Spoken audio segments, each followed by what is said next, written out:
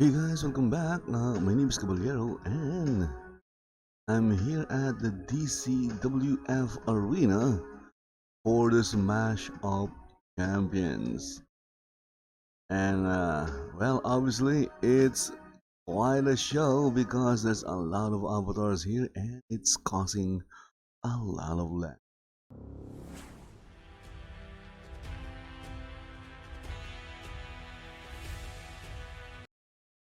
And since again this is Second Life, there's really nothing I can do about the lag.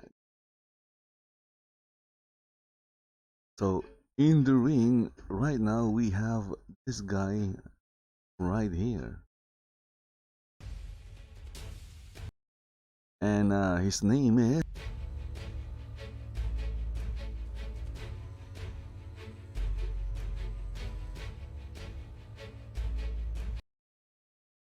is Charlie Warblood Duffy. Okay.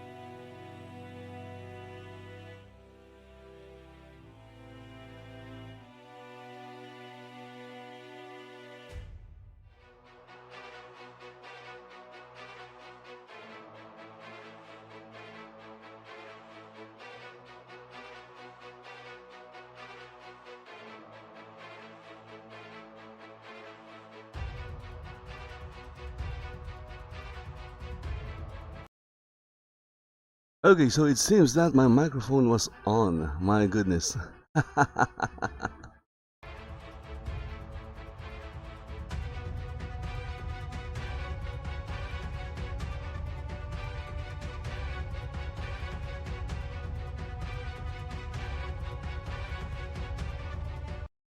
Okay, just checking whether my microphone is off. Okay, it says here it's off. So it seems that I placed the my OBS mic is set up with my Second Life's microphone toggle. So it was set up the same. My goodness. I forgot to edit it.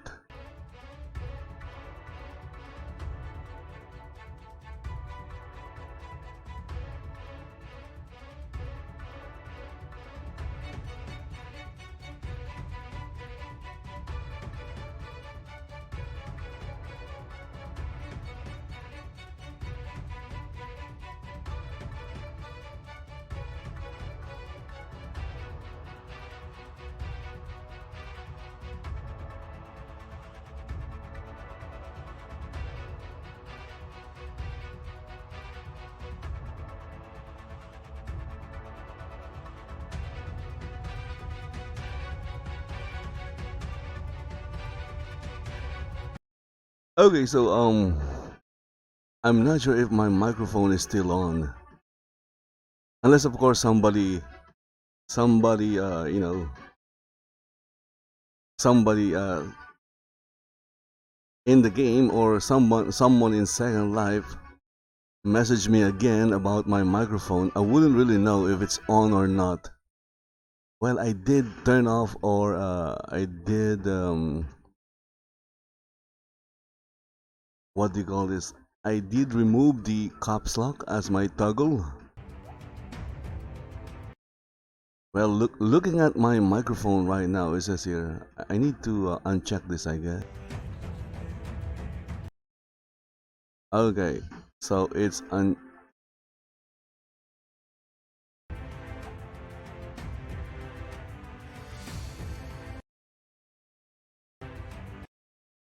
there you go. I disabled the voice. I think that's the best.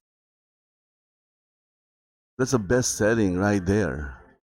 Okay, disabled voice, so I won't be hearing anything.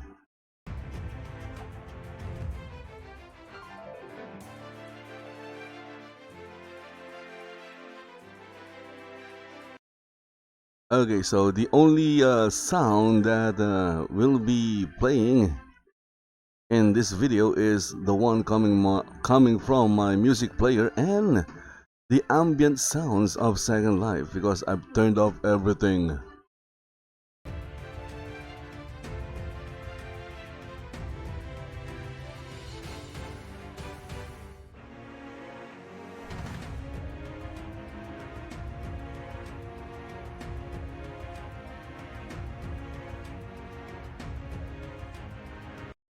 Okay, so what is this guy doing right here?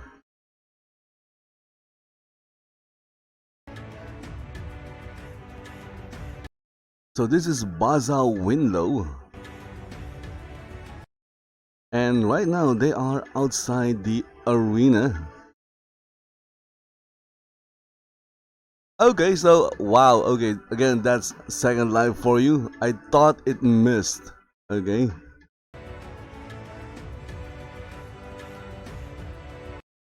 And look at that, he was like sliding backwards. Again, I thought he missed that move, or he missed hitting the other wrestler, but I guess he did. It connected. And he went for a cover and got a 2 count.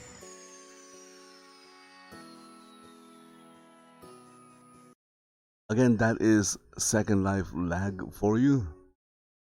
There are like so many avatars in this place right now. And this is just the first match, and it's between these two guys here, and they're fighting outside.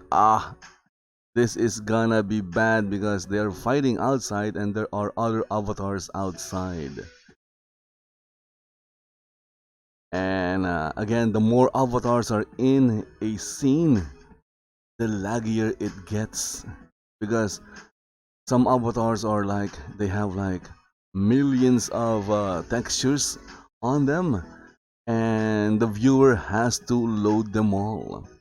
And since most content, if not all content in Second Life is like created by users or user generated, many of them, if not most of them, are not okay. Nice backflip right there into a DDT.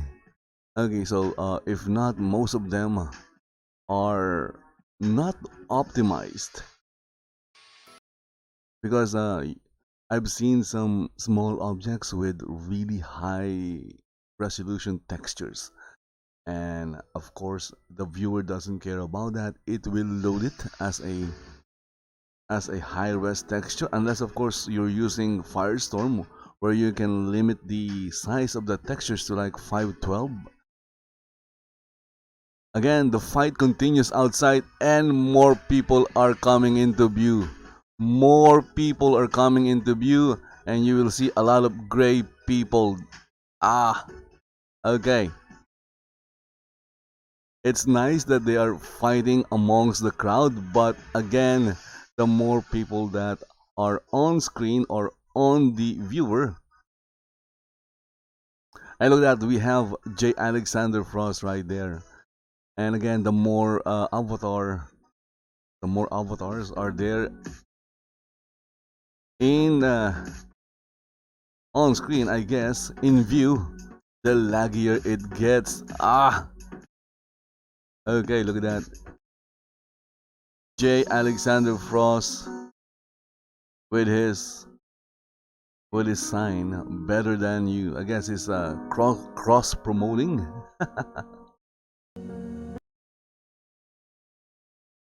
And how is he doing that? Okay, so this wrestler, the name is Michael Tomas.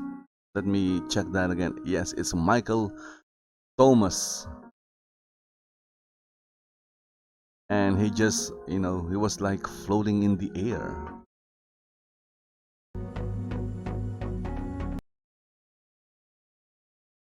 And I think Gina Rose is also there. Look at that, Gina Rose and what do you call this? J. Alexander Frost.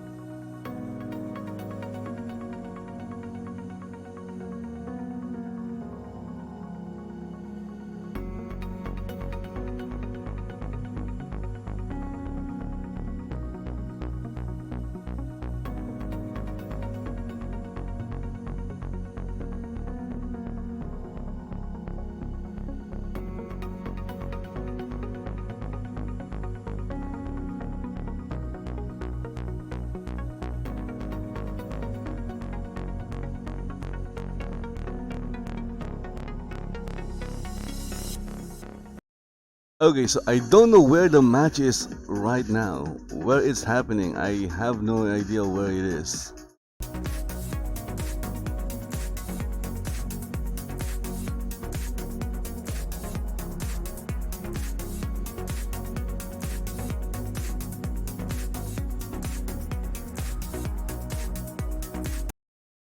And I don't know where Jay went. Ah, there he is. Okay, I think the wrestlers are over there. Oh my goodness. More textures will load. As much as possible, I'm trying not to look at any other avatars because of all the textures.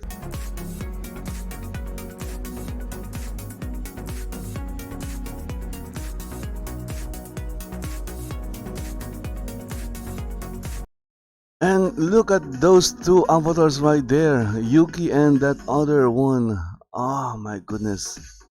They must be like loading a million textures. Nice.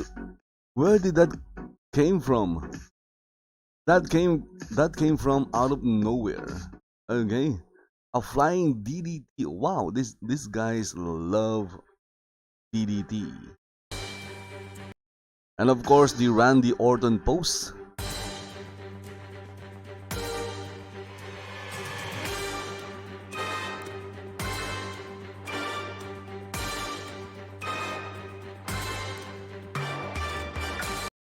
Nice leg lariat.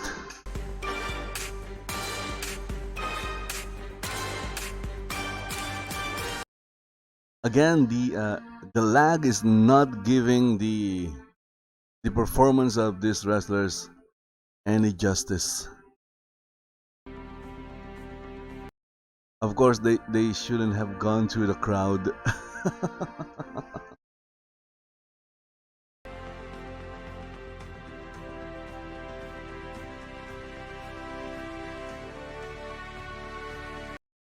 So again, I was using the same button, which is the caps lock key for my microphone in OBS and my microphone in Second Life, and I guess I edited that when I recorded something in Second Life a few days ago, and then I forgot to turn it off.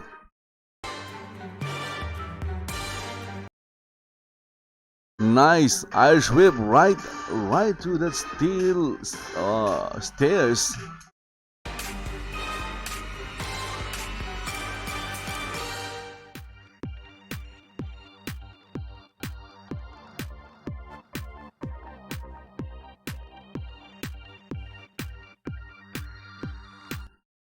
I guess you can call that a double stomp by Bazza Windlow on who's this guy again? Michael Tomas. That's how bad my memory is. Michael, I need to say it a few more times, else I'm going to forget it again. Okay, so Bazza is kicking Michael on his balls. My goodness, why are you doing that? Again, gender you know, has nothing to do in anything, and has nothing to do in Second Life. Basically, you can be any kind of gender in Second Life. That's why in Second Life you can have an intergender match because it doesn't really matter.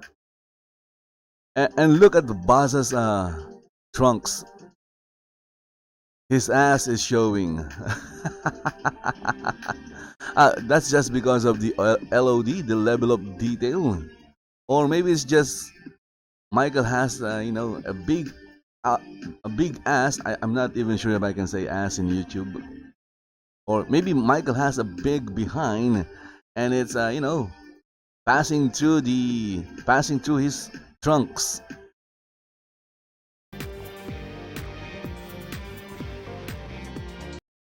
And we have Gina Ballin in YouTube chat. Hi Gina. And now, oh, there you go. I thought the ring post would block my view, but because they kept moving, and now they are in view again. Look at the post. I guess you can call it a post. It's not sync. I'm sure that is a headlock, but it doesn't look like a headlock. And it's not that my viewer is lagging. It has it's at 30 frames per second right now, but it's just Second Life, and the amount of avatars here in the DCWF arena.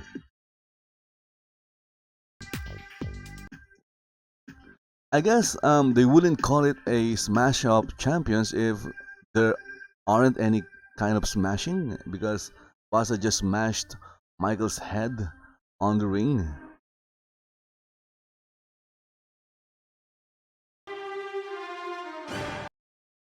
Again, they're going through the crowd, and my frame rate just dropped.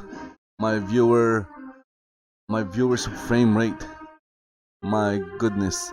No, don't go through the crowd. I'm following you. You with the skull on his trunk. Again, his name is Bazza Windlow. And I'm not sure what he's doing in front of the commentators.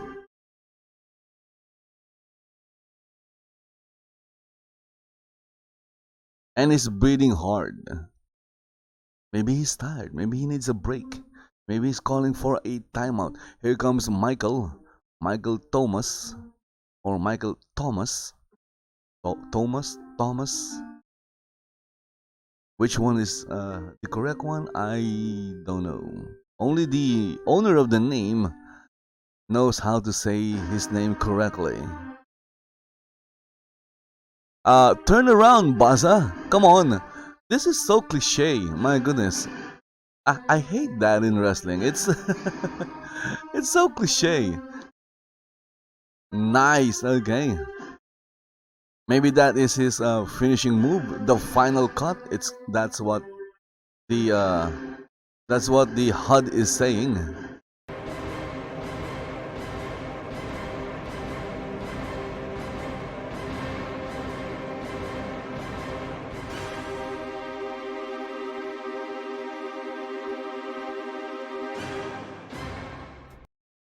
Come on, guys, get back in the ring. Get back in the ring.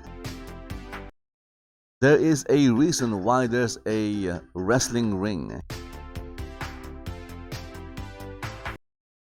And Bazza just Irish whipped Michael right through that steel stairs. And I think he's going to grab something. Maybe. Oh no, he's not. He just did that move right there. It's called the SS Destroyer. Okay, I couldn't really see what he did. He just like jumped and flipped and connected.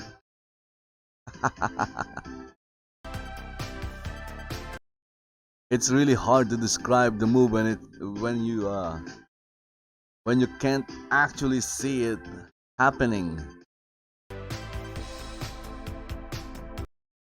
Again, my viewer is still focused on Bazza Windlow because I won't be able to follow them. They like to move around the ring and go through the crowd.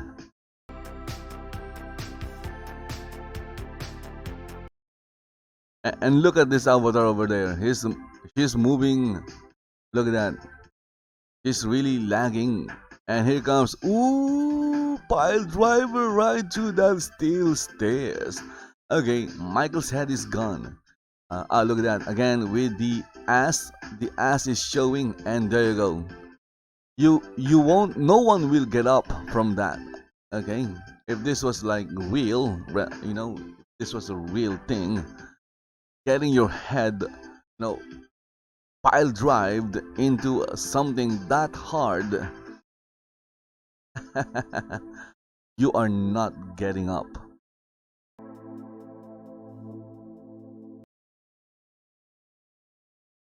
Anyway, again, this is Second Life Wrestling. So please don't try what they're doing at home, especially if there are kids watching. As if there are kids watching. Okay, winner, I guess, of the match is Bazza Windlow with a pile driver. He just pile drived Michael Tomas's head on the steel stairs, and that sealed the victory for Bazza Windlow. And he just went back. Okay, after pummeling Michael's a little bit more.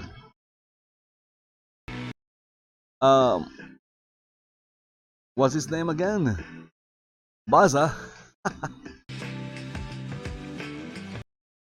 Bazza wasn't satisfied with the pile driver, so before he left, he gave Michael a few more hits on his face. And after that, I think Michael would want to see a plastic surgeon or maybe buy a new face in Second Life Marketplace. There's a lot of face that you can buy, especially if you have a mesh body.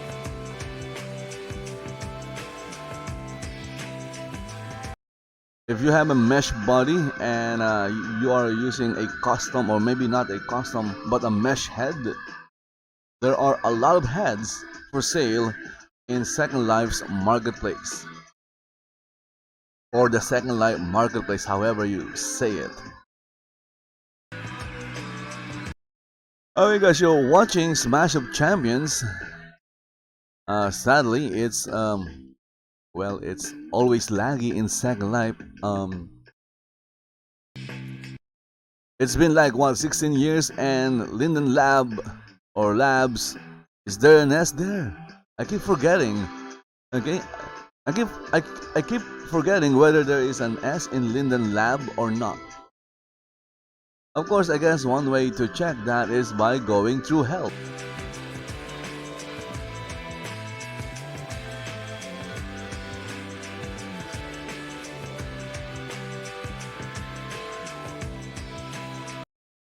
Well, it says there, Linden Lab, so no S, again, no S, so it's just... Let's check the licenses. Yep, the same with the Linden Lab credits. So it's Linden Lab. For some reason, I keep thinking that it's Linden Labs. Maybe it sounds better with an S, but it's Linden Lab. So for 16 years, because Second Life right now is celebrating its 16th birthday. For 16 years, they haven't figured out how to fix the freaking lag in Second Life. Well, they did create, a version 2 of Second Life, which is called Sunsar. I have it installed in Steam, but I haven't opened it yet. I'm not sure if you can call that a version 2. Okay, right now we're watching a video, an entrance video, the Black Swans, or just Black Swan, no S. There you go, it's just the Black Swan. And again, I added an S. Okay, it's Brooke Owens. Now there's an S at the end of Owens.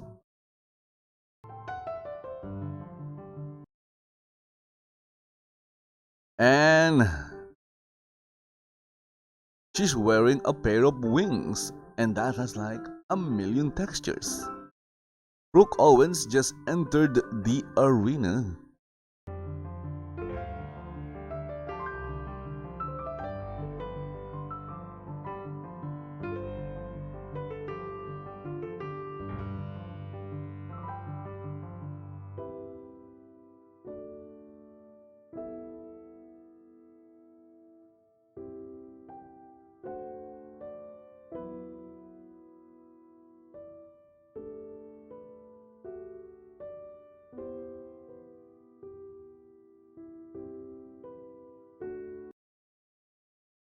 So I've been in Second Life for like 12 years, I think, since 2007. No, that's not 12 years.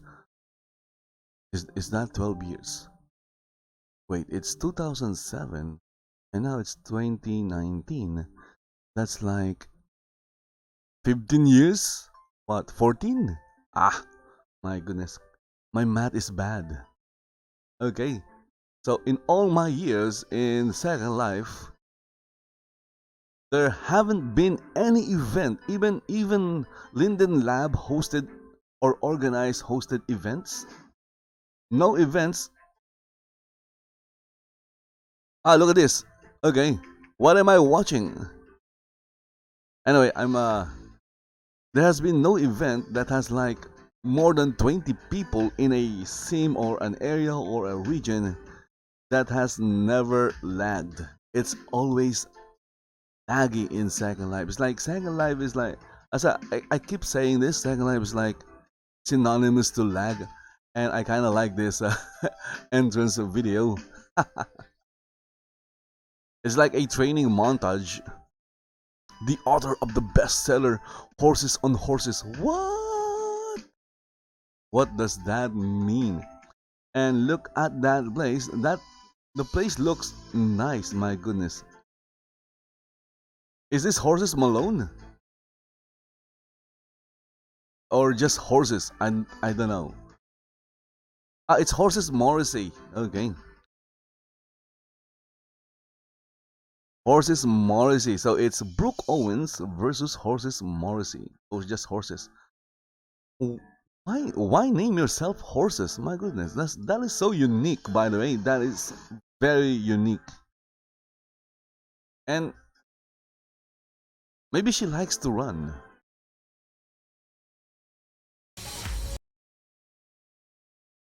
And this is a very long entrance video. I think the wrestlers are already in the ring. Yes, okay. Let's go back to the ring. This is going to it's going to lag again because the viewer will load the textures once more.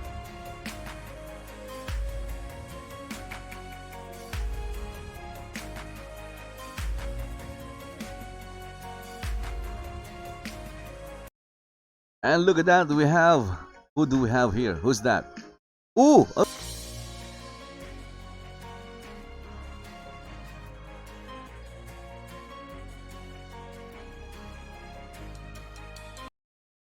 Horses just, just said hi to Brooke Owens with a slap. I think that was a slap.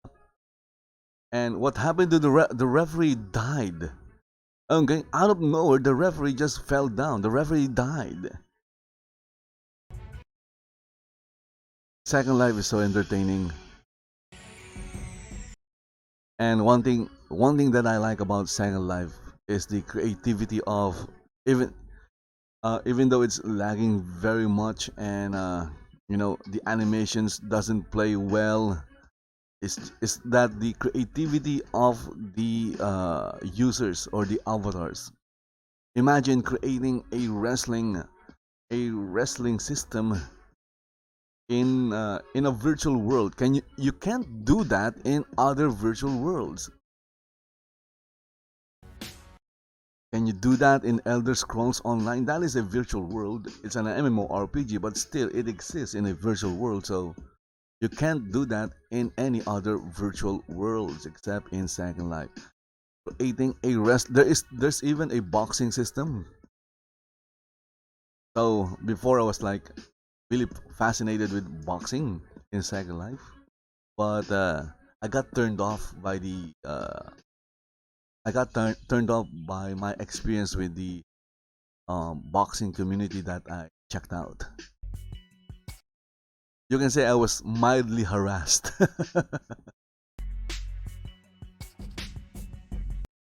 Well, the wrestling communities, they're really friendly. And they are putting up a lot of shows every week. There are so many wrestling shows in Second Life. And there is no way to cover them all. Unless, of course, you're being paid to do so. Well, of course, if you're being paid, you'll have to cover them all.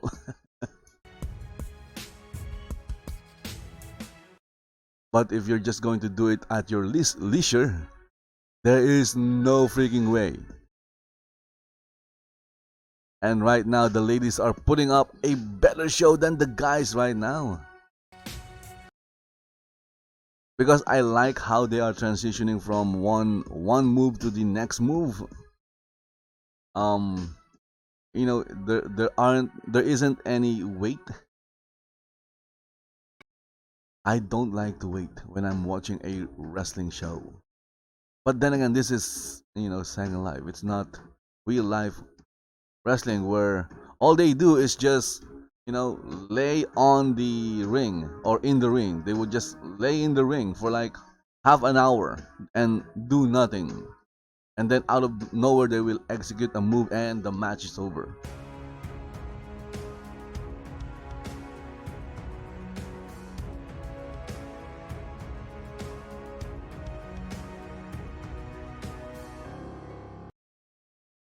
Okay, so I have no idea what happened here. Right now, Horses is outside the ring, and we have Brooke Owens in the ring. So something must have happened while I was rambling about nothing.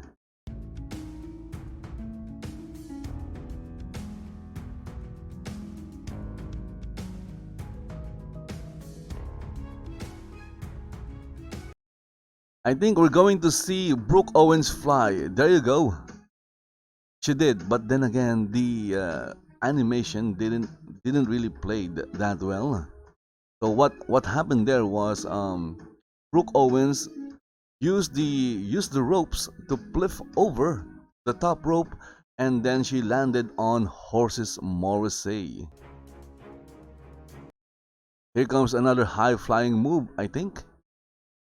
Ah! Did he connected? Or did she connect with that move? I think she did. There was like a half a second delay. So the move connected. She landed on horsey. Horse. And now I just combined horses and Morrisey. I think it's Morrisey anyway.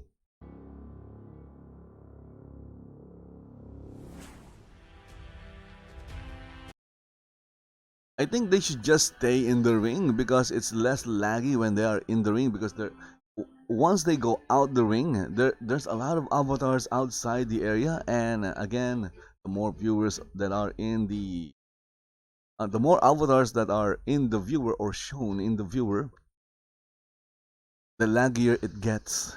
So right now, if they just stay in the ring, I don't think it would lag that much. Okay, and I won't have to follow them all over the place, and I can just follow one wrestler like Brooke Owens right now.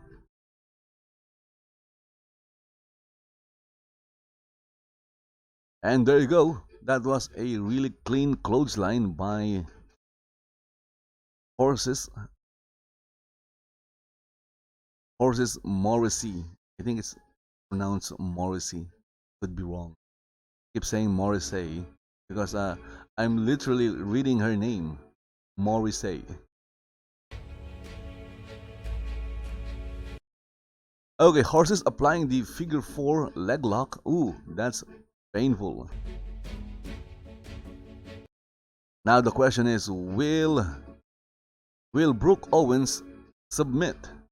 Is she tapping out? This is obviously she will not tap out because this is a special event.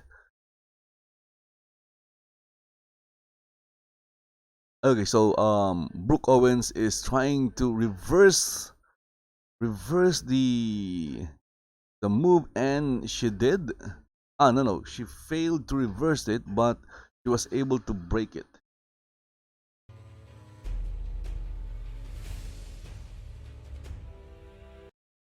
And for some reason, horses went out of the ring. She's outside the ropes right now.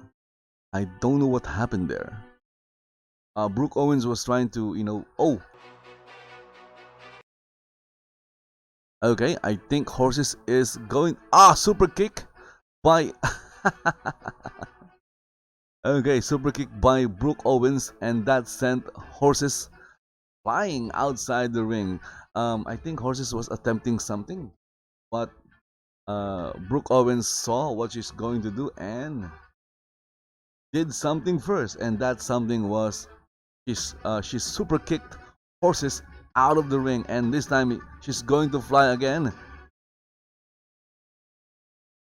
Okay, so she did try, doing a high risk move over the top rope. Okay, somebody just entered the ring. Oh, it's horses. What happened? These ladies are fast. Okay, these ladies, they are moving so fast. Horses just appeared from the other side of the ring. He was on this on the left side, and then she appeared from the right side. And of course, J. Alexander Frost. What is he doing in DC? I guess he's just here to watch the show.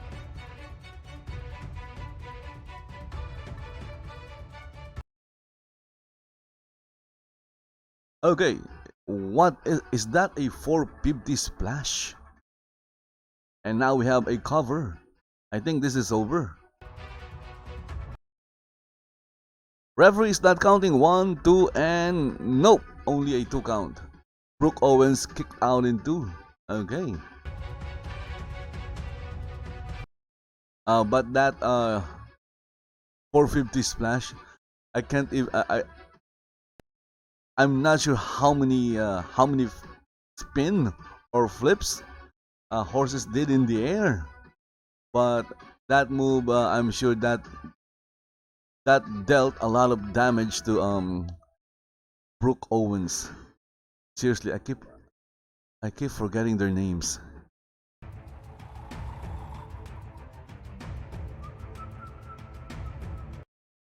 Also, right now they're just in the center of the ring exchanging blows.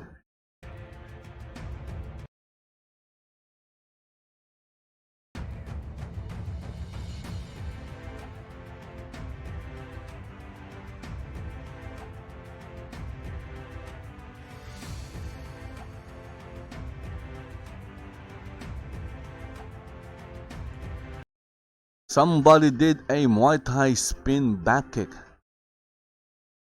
I didn't see any Muay Thai. Oh, there you go. Okay, drop kick to the knee. There you go again.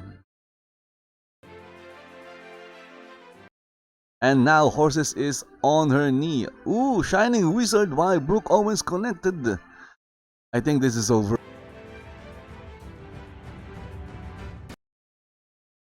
That is like a 3-hit combo, Muay Thai spinning kick, a drop kick to the knee, and a Shining Wizard, and then Brooke Owens wasn't finished.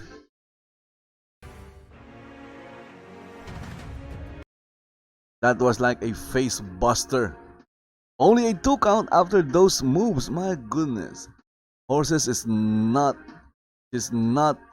planning on giving up anytime soon, because she just kicked out from that cover by Brooke Owens.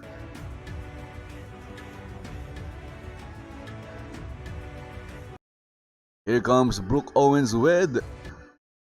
Nope, it's Horses with a hip toss. A hip toss is not a very exciting move, but it works. And someone outside is taking a selfie. Of course, headbutt. Nothing beats a headbutt. I think that was just a setup for the next move, which is... Here comes Horses. Ooh, it's basically just a double axe handle. But still, it was a high risk move because anything can happen when you're in the air.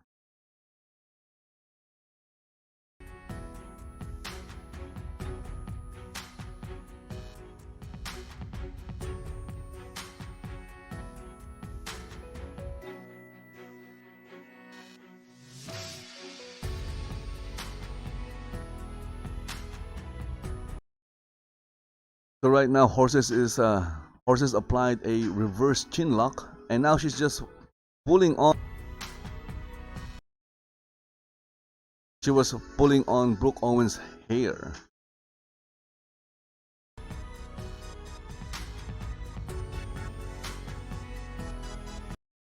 Okay, so I didn't see that last move very well. And there is a cover. Count is only 2.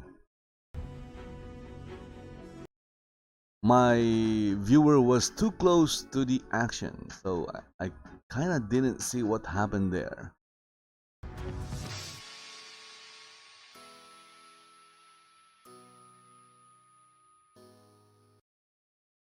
Okay, so right now the ladies both wrestlers they slowed down a bit.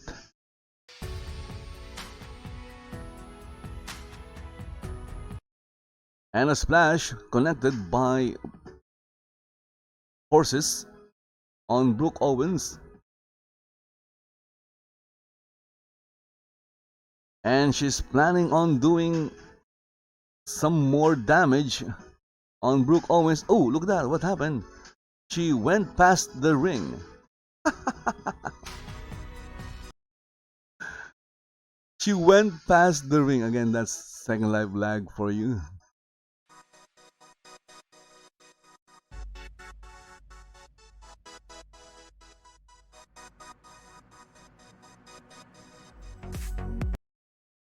Okay, another cover attempt by horses, and count is only 2. According to the referee, count is only 2.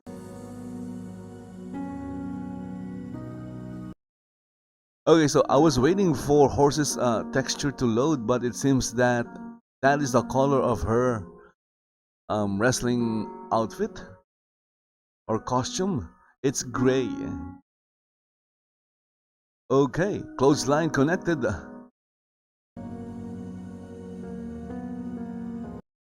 I guess you can call it a lariat, or maybe it's just a clothesline. So I was waiting for her texture to load, because in Second Life, textures that are still loading are sometimes colored gray. It used to be colored pink. I don't know why they changed that. But now, I'm not sure if the official viewer is still showing pink. It's been like many years since I last used the official viewer. I don't think anyone is using the official viewer anymore. Of course, that's just my guess, since I haven't used the official viewer for a very long time. The viewer I'm using is Firestorm, which is, I think, is more stable than the official viewer. And right now, the ladies are doing a series of moves that are out of sync. There was a big boot, and then horses just rolled under something not visible.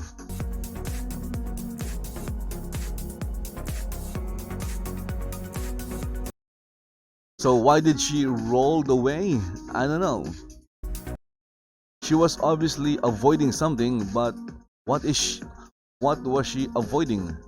Ooh, Hurricane Rana from a nip up. Wow, that's what you call athleticism.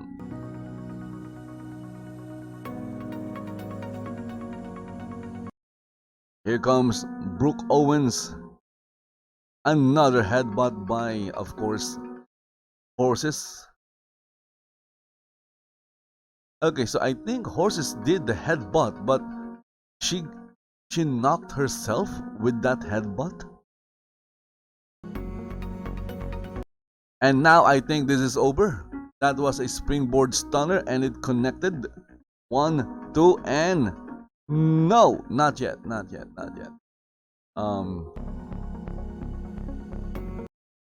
Horses is not yet ready to come home. He is still fighting this match against Brooke Owens.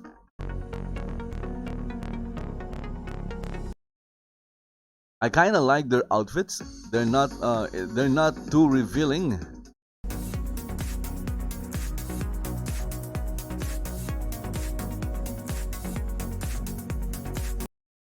And this is a submission hold, which I don't know what it's called.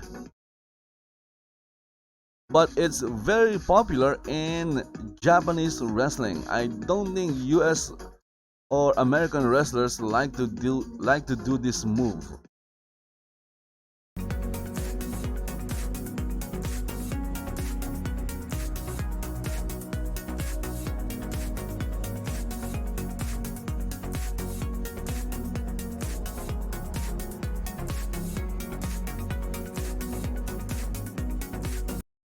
Also, in 16 years, Linden Lab hasn't updated the classic avatar. That's why avatars, if you are a that's why avatars in Second Life, just to make their avatars look really nice, they're spending thousands of Linden dollars to buy mesh avatars. Okay, but if only Linden Lab worked on improving the classic avatar, then no, avatars won't have to pay or spend. But then again, it gave creators, a way to earn Linden dollars in Second Life by creating mesh bodies. What happened there? Look at that. Brooke Owens is skipping in the ring. Ooh, Dragon Whip. And look at horses. Horses got knocked out. And I think this is over. 1, 2, and what?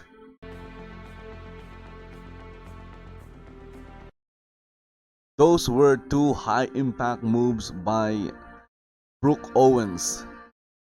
Very high impact moves. And still, horses kicked out in 2. Is horses John Cena? Maybe?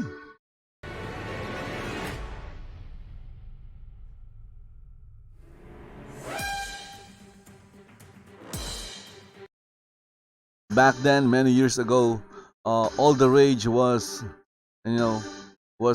buying the latest skins.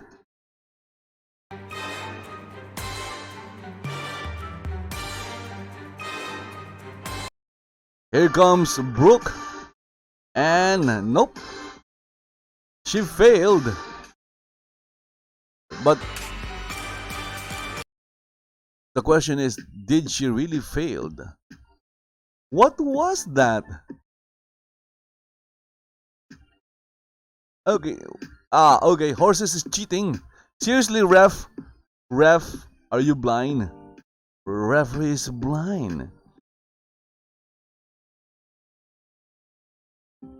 Horse's legs, or at least her feet, both of them are on the rope. At least 2 of the rope, so it's ropes.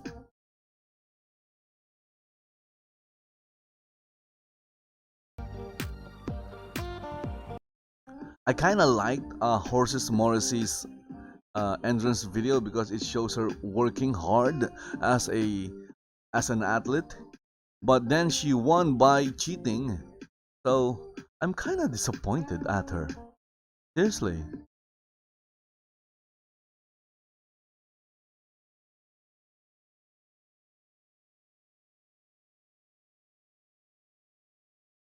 So what's happening now? Is there a continuation? I think there is a continuation. So I believe that is a triangle.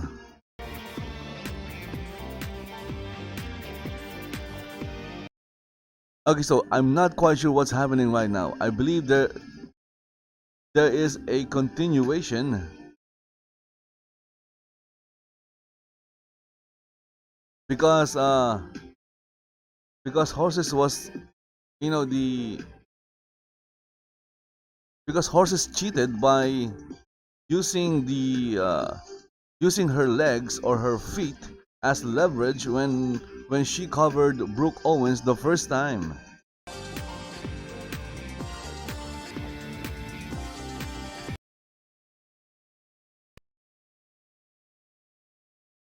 But right now I have no idea what's happening. The referee is not interested.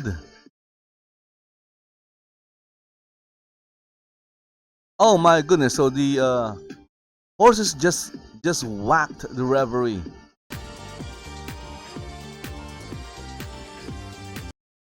So here comes Brooke Owens. I think that was a shining wizard.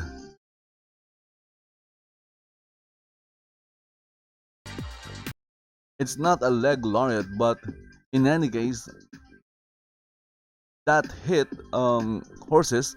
So what happened here is, okay, so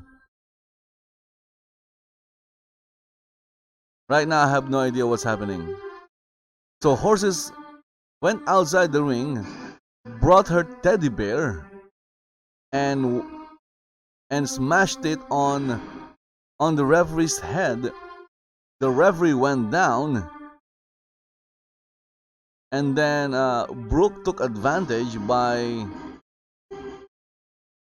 hitting horses with a drop kick to the knee. I think that's what it is.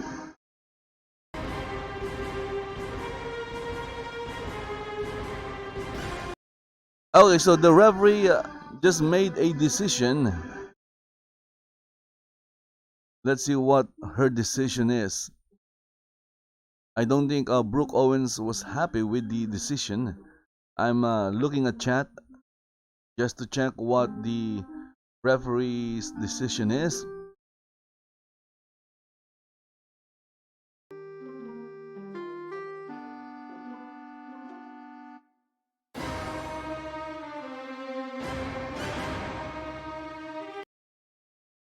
Okay, so okay, now I get it. Horses got disqualified because so that means Horses Morrisey is still the champion. So how did Horses got disqualified? By using the teddy bear.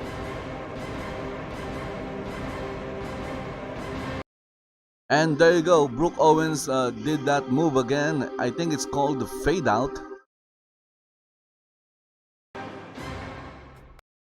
It looks like a drop kick or a shining wizard, but it looks more like a drop kick, a something um a not so high drop kick.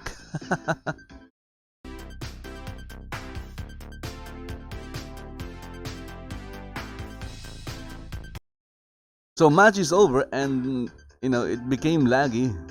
At least the match is over when it became laggy. Okay, so the ref just got out of the ring and left the two ladies in the ring to deal with whatever they are having problems with. Wow, axe kick. First, there was like a Muay Thai kick, and then followed by an axe kick, and finished it with that move right there.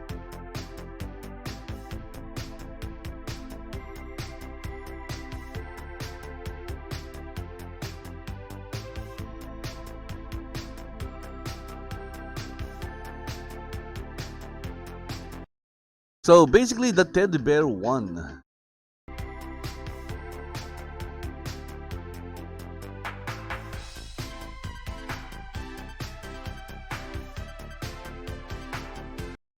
So if you are a professional wrestler, don't leave home without your teddy bear. Look at that, the teddy bear won.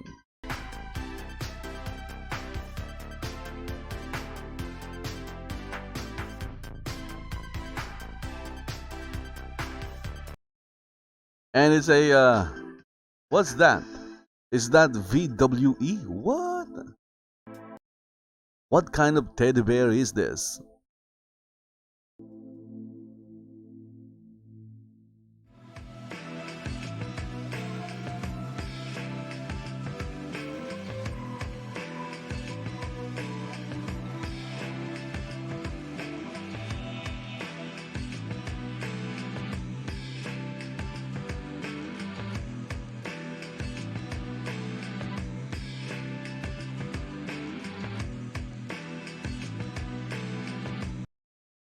And they just left the teddy bear in the ring.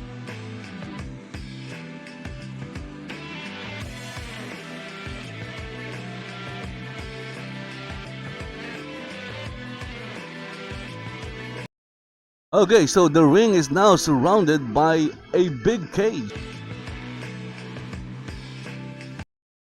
What kind of cage is this? And like magic, the teddy bear disappeared. Where did the teddy bear go? And of course the ref is back. She's entering the cage, and she just walked past through the ropes. Magic. So we have a different referee this time. So the last referee was Ery, and this time we have Rail James. Her name is James. Okay.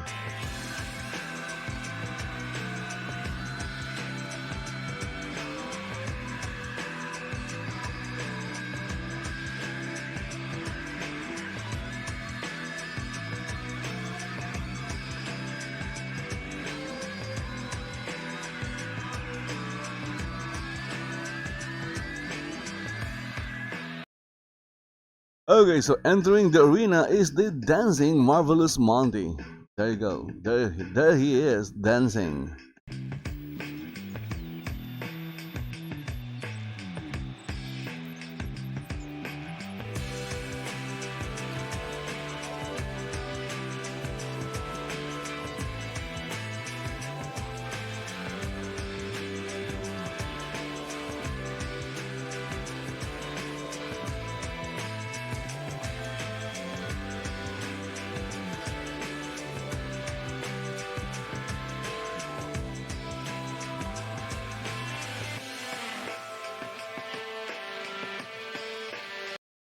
Of course, the music that is playing is not coming from the entrance video because I turned off all the music or sound sources except for ambience or ambient sounds. So ambient sounds is the natural sounds you hear in Second Life, like maybe the sound of the wind, the sound of, I don't know, what other sounds can you hear naturally in Second Life? Like it's part of the environment or something. And here we have the Mad Russian. Okay, so why is the Russian mad? Sergei? Sergei? So the Mad Russian Sergei. I hope I'm saying that correctly. Sergei. It could be Sergei, but I think it's Sergei.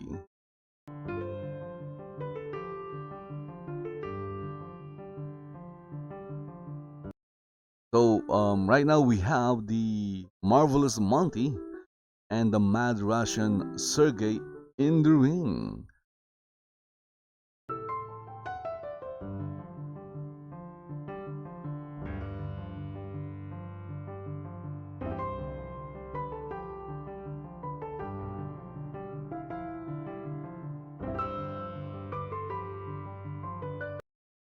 Are we going to see more? Because I think that that cage has like 4 corners with, you know, with a smaller cage inside.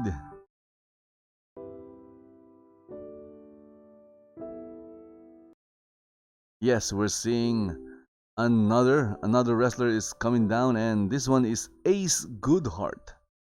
Acegoodheart Nightfire, I think.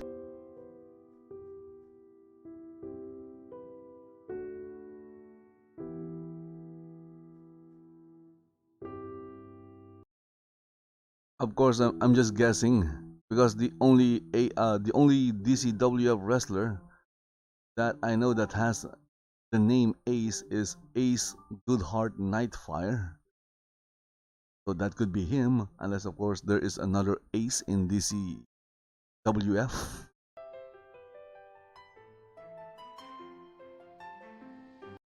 Okay, waiting for at least one more.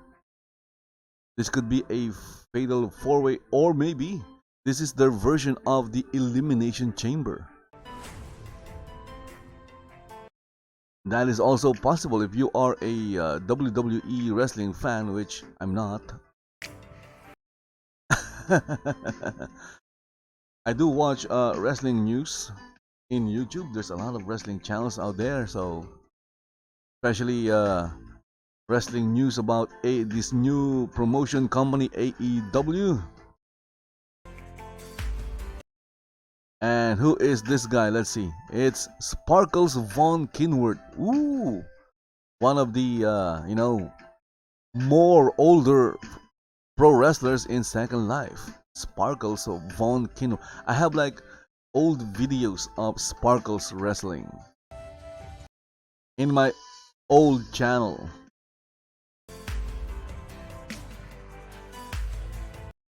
There you go, Sparkles von Qinworth. So he is the 4th guy.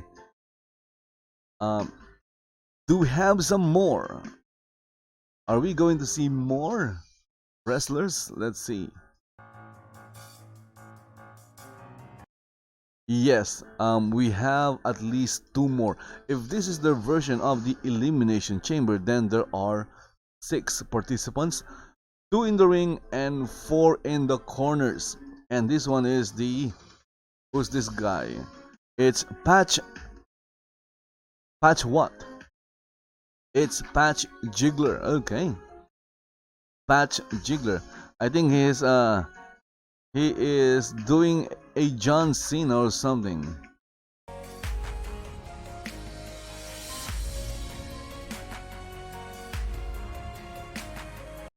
So that Patch Jiggler is the 4th wrestler. Oh no. Wait. Let me do the count again. I think he is the 5th wrestler to enter the arena. Again, if this is the same as the elimination chamber, we'll see one more wrestler. This is going to be super freaking laggy. I wish there was a way to yes, there is a way. Because I came in late, I wasn't able to de-render the other avatars. Okay, 6th wrestler is the Omen. And he is green. What the freaking hell? The Omen, Damien Krux. Damien Krux, the Omen, is freaking green.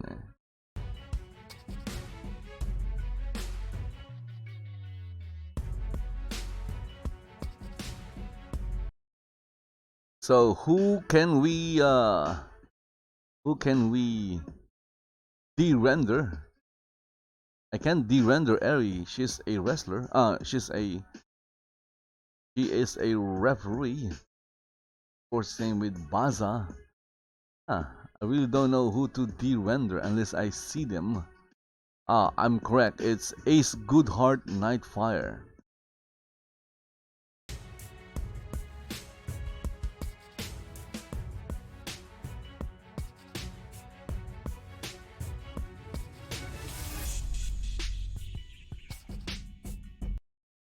And look at that, I was correct. This is their version of the elimination chamber, and right now in the ring, I'm not going to do a lot of viewer movements.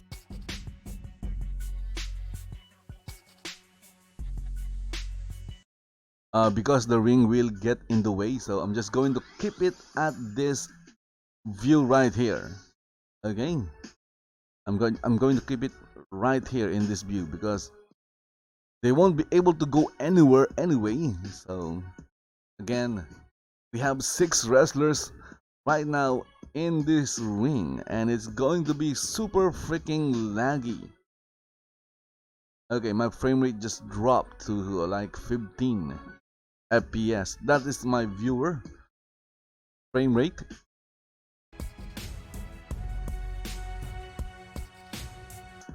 Let's see if I can maximize the maximize what I can see.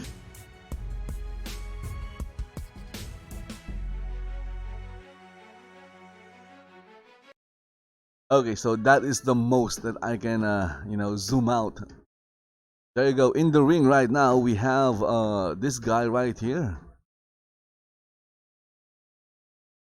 the Mad Russian Sergei, and he's up against this guy, Marvelous Monty.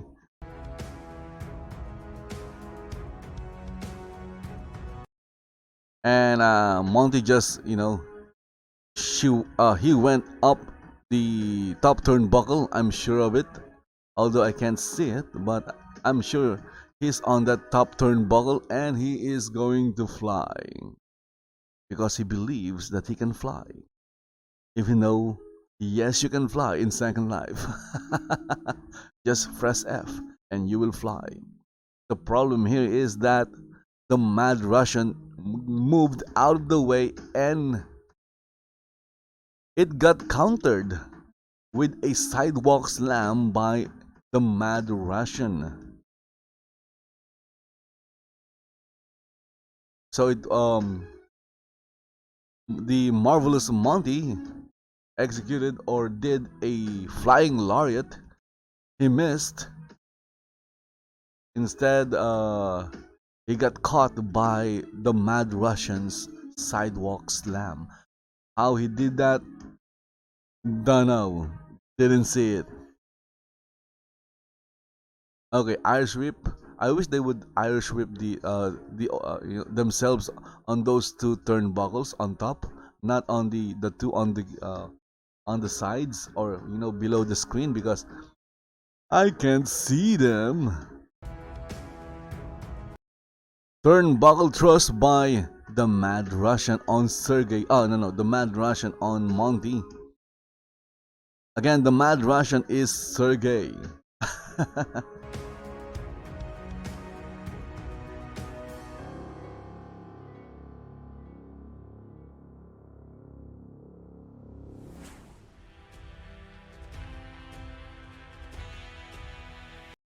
Okay, so this is getting ridiculous. I'm going to try and follow them even with the cage, okay? Because if they keep moving to those two corners, I won't be able to see any action.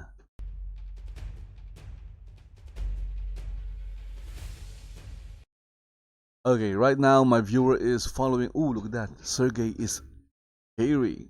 Why is Sergei hairy? Maybe he's not the Mad Russian, but the hairy Russian. Neckbreaker by Sergei on Monty. Again, the referee is not watching the match. Seriously, ref. We have a cover, a 1 and a 2. What? What? Okay. Call me dumbfounded. Monty got eliminated that quickly? With a neck breaker? Seriously? They're going to finish that? Maybe they're running out of time. Hey guys, are you running out of time? I know it's already past an hour, but seriously? You going to finish that match or that matchup with a neck breaker that quickly?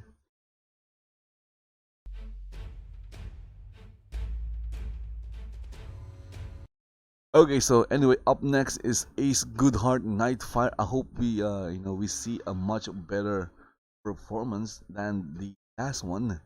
Again, professional wrestling is basically an art. It's all about performance. The painful kind of performance.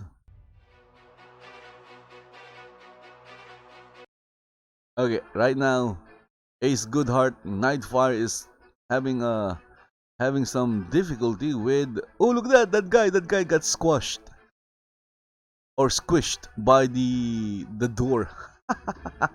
Damien Krux got squished by the door. That was so funny. A big guy like him getting squished.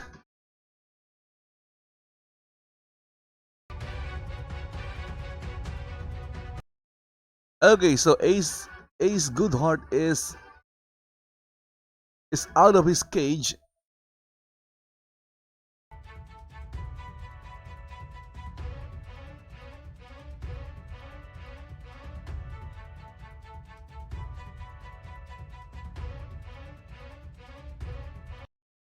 Okay, so they're just in this corner right here. I don't know what they're doing. And who is the guy in that cage? So kicked to the midsection by the Mad Russian Sergei on Acegoodheart Nightfire.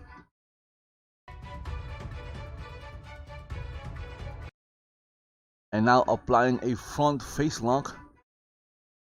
Although both of them are sideways, but hey, it's a front face lock, so I'm not going to argue with it. If the communicator says it's a front face lock, then it's a front face lock. Okay. Was that suplex? Did Sergei just suplex? Look at Ace's neck.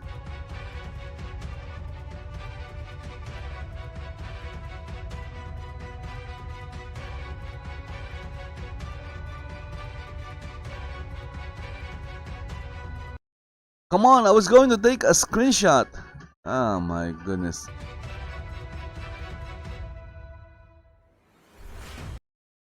Because his neck was like broken or something.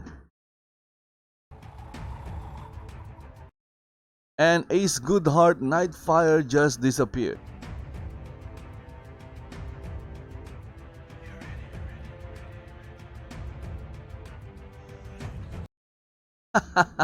This is turning into a really weird match because Ace just disappeared. I don't know where he went. I think he got disconnected. And right now in the ring we have this guy, Patch Jiggler.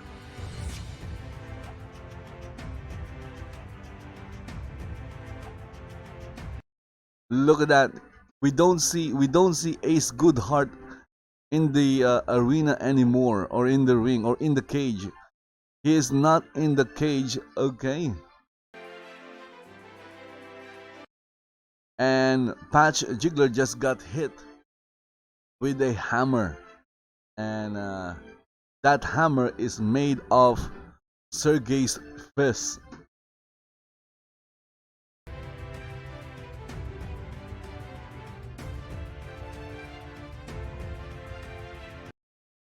Again, Ace, where did you go? Ace just disappeared. Ace got sucked into the void, wherever that void is. the void of nothingness. Well, a void is nothing, so that's kind of redundant.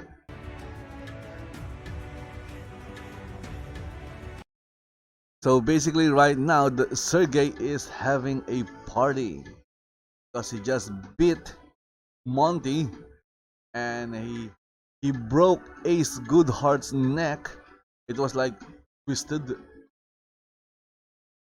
or it was in a weird position. I know it was broken. And right now he's beating up Patch Jiggler. Let's go, Sergei. So right now I'm rooting for Sergei to win this elimination chamber-like match.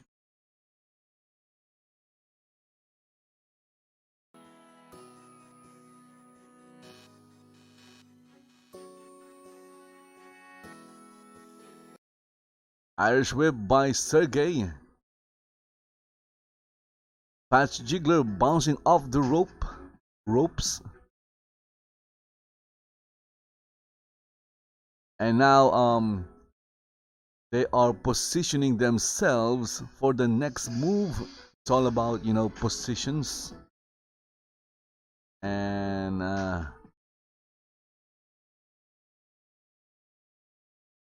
another Irish whip by Sergei on Patch Jiggler.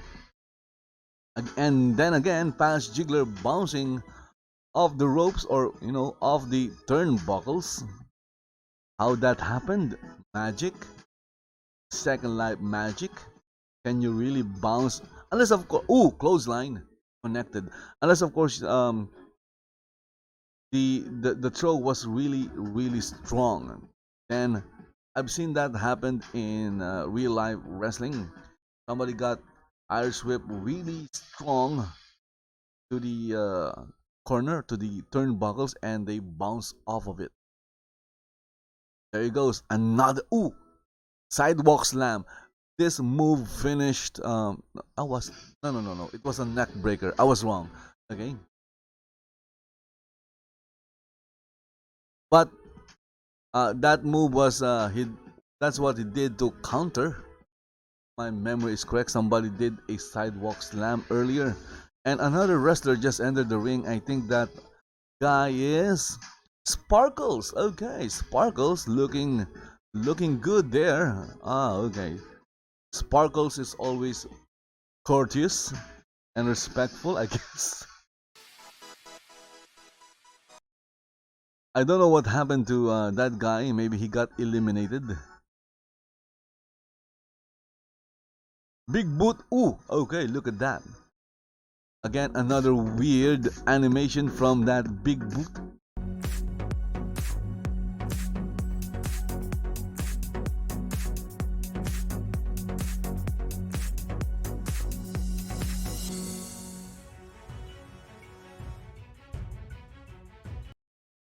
So there was a big boot, but nothing is happening right now. Another big boot. A big boot and a slap. And Sparkles twitched. Yeah, you guys saw that. He twitched. You know, got hit by a big boot and also got hit with a slap, and he just twitched. DDT. Ooh, there you go. Out of nowhere. Wow. Is this guy Randy Orton? So that was like a DDT out of no, and Sparkles was just standing there sparkling with his wearing his sparkly suit. Let's go, Sergei. Stay down. Okay, so Sparkles is telling himself to stay down. So Sparkles, stay down. So let's go cheer for Sergei. Sergei. So he just eliminated what? 3 people already? I'm sure Sparkles is the next victim of Sergei, the Mad Russian. Or maybe Sergei the Hairy Russian. Here comes Sergei with... Ooh. Okay, a series of knees to the midsection of Sparkles von Qinworth.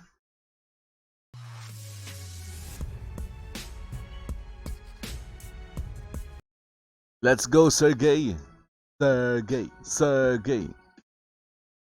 And now Sergei is choking Sparkles with his foot.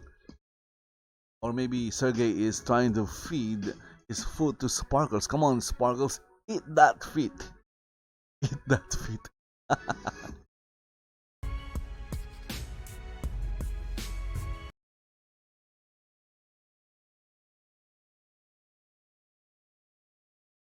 Okay, so Sergei wasn't happy with his right foot, or maybe Sparkles wasn't enjoying Sergei's right foot, so he requested for his left foot as well. So what happened there was Sparkles feeding on both feet of Sergei.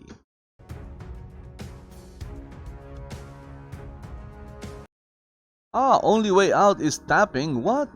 So if that is true, then what happened to the first guy? That the first guy got counted out. Oh no, was pinned.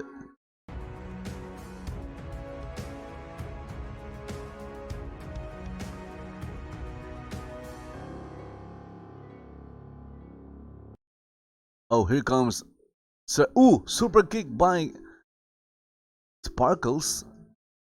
I don't think Sergei saw that coming. You didn't see that coming. And Sparkles with a flying splash right from the top turnbuckle. And both of them connected. He connected with a super kick, and he connected with a flying splash. But of course, Sergei, those mean nothing to Sergei. He went up quickly. What a wrist lock? That again, that means nothing to Sergei. A wrist lock followed by an armbar takedown. Both moves mean nothing to Sergei.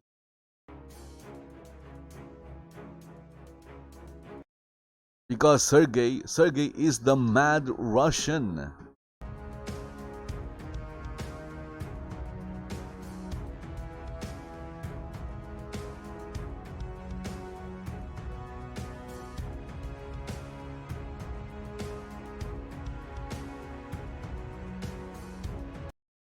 Come on, stay still, Sparkles. I was going to take a picture of you.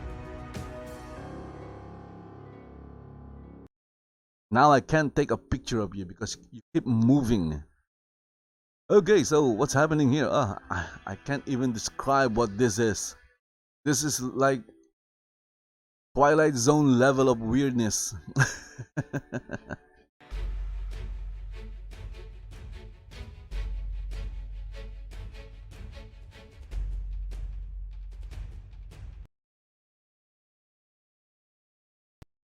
Again, I failed to take a picture of Sparkles. My goodness.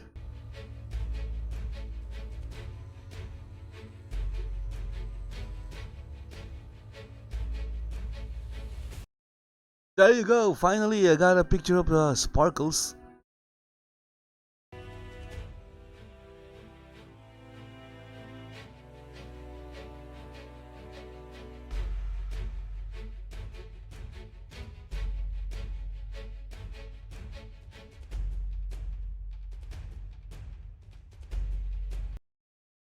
Sparkles applying the figure 4 leg lock.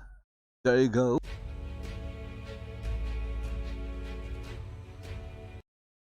But I don't think that is enough to stop Sergei. Don't tap out, Sergei. Don't tap out. I'm cheering for you, Sergei. I want you to win this match. If you tap out, then you tapped out. Okay, are we going to see a reversal? Sergei is trying to reverse it. Oh, okay. He broke. Sparkles broke the hold. But good job to Sergei for reversing that hold. Sergei didn't tap out. Yeah, good for you, Sergei. Sergei. Come on, Sergei, beat this old guy. Beat that old guy. He's been wrestling forever. He needs to take a break, I guess. So for an old wrestler, he looks really good. That's Sparkles Bond Qinworth.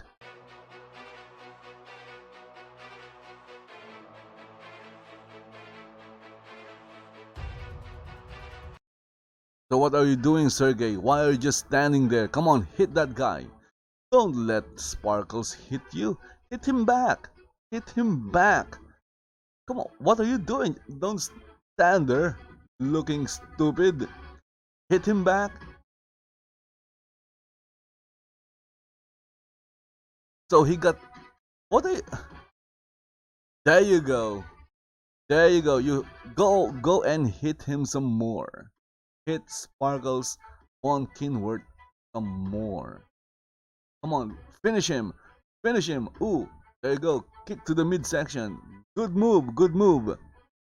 Suplex. Nope, it's a DDT. These guys again.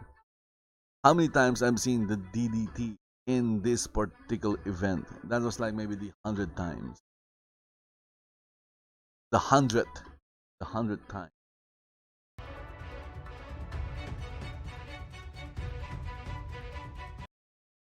Okay, so someone is in the ring. Who's this guy? Oh, it's Damien Krux, the Omen. He caught Sergei by surprise. Come on, Sergei. Sergei. Get up, Sergei.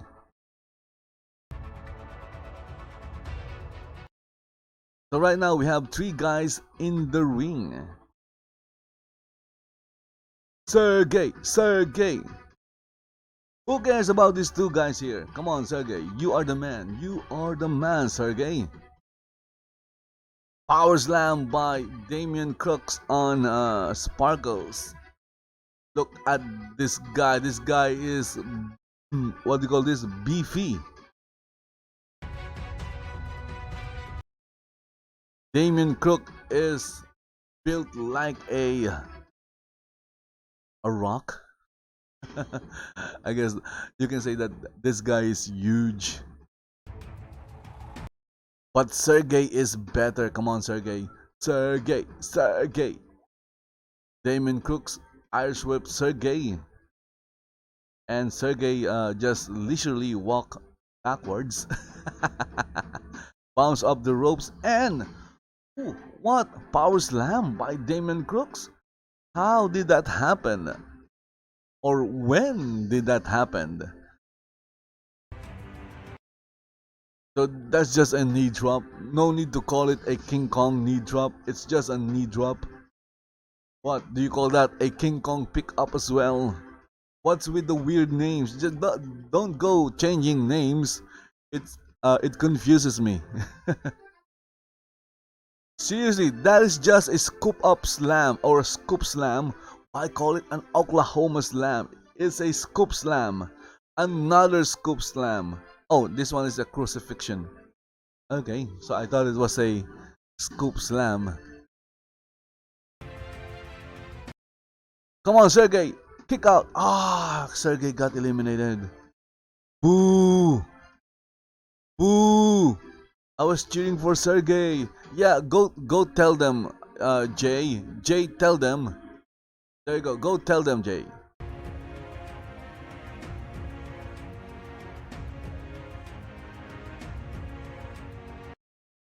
This match is rigged, okay?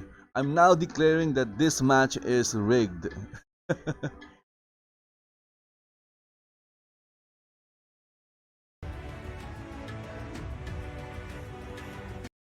So here comes Damien Krux. So this time I'm going to cheer for Damien. Why not? Can't cheer for Sparkles. Come on, Damien. Go beat the old guy.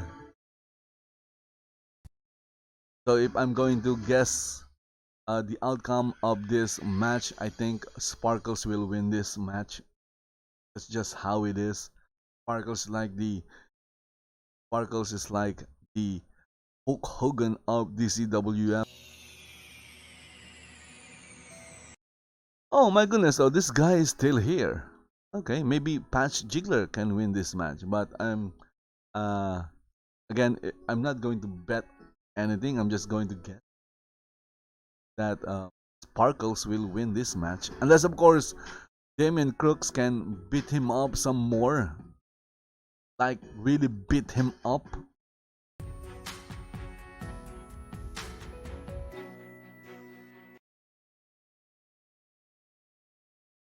Okay, so that's just an atomic drop. Why call it inverted? Because it is inverted. That's why it's called an inverted atomic drop. And I just noticed that Damien Krux has stiff hands. Ooh. Come on, Damien, what's wrong with your hands? You have stiff hands. Don't worry about that guy, Patch Jiggler. Go work on this guy, Sparkles. Because if not, Sparkles will sparkle. And you know how sparkly Sparkle is. What? That's a lot of sparkles.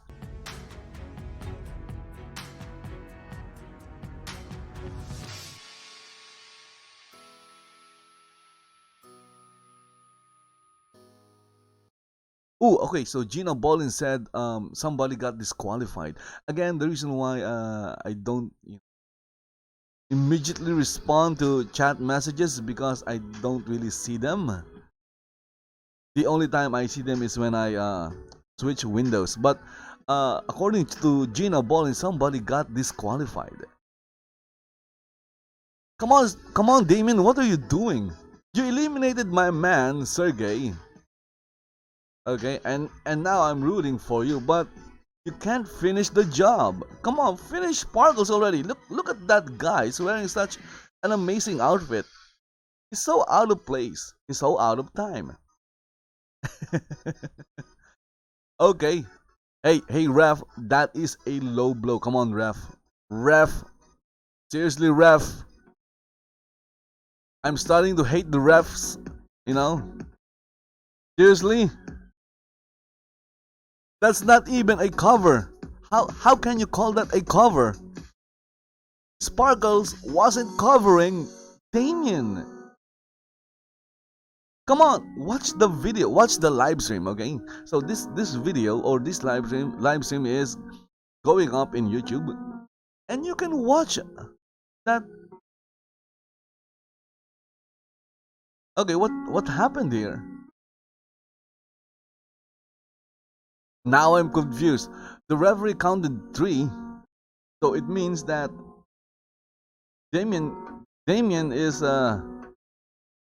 Damien lost already, but now he's well, I guess he's beating up Sparkles, which is a good thing. Oh my goodness, I can't speak right now because of everything that's happening in the ring.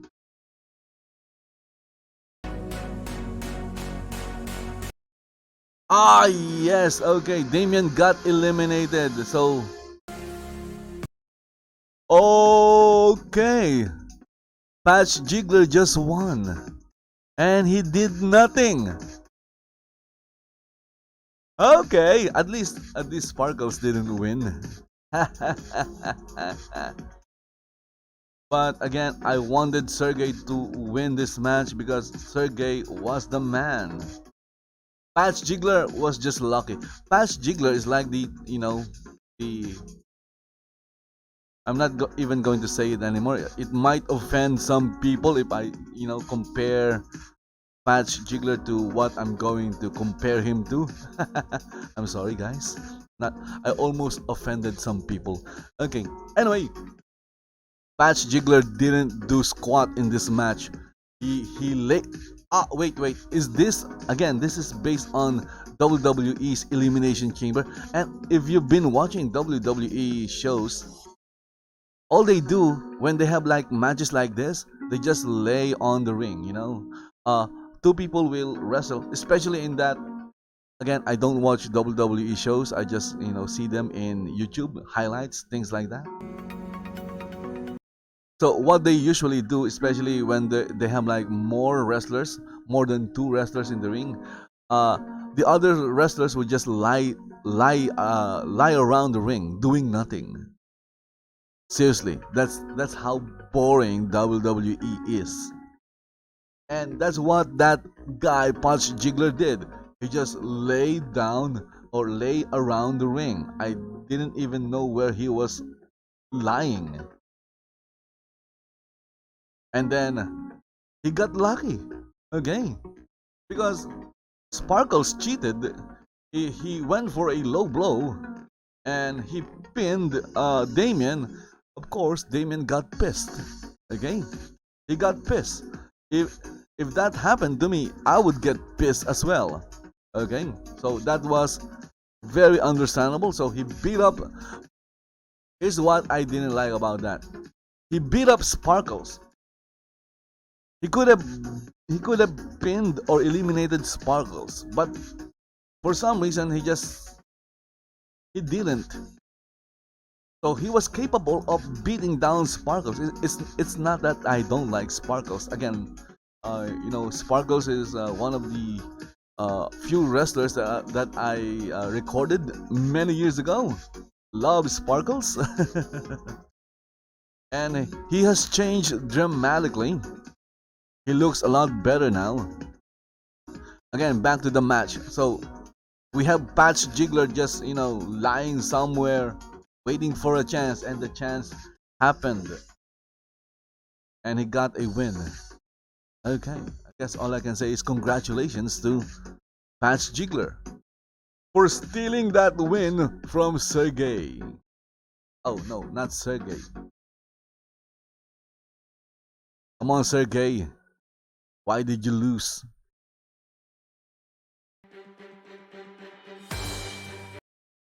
And I still don't know what happened to Acegoodheart. Acegoodheart. Acegoodheart Nightfire, again, one of those old wrestlers of DCWF. I think I've seen him like in 2005. I don't know. It's been that long. 2005. That's when Second Life got started. I think. Again, I could be wrong. Anyway, Acegoodheart broke his neck.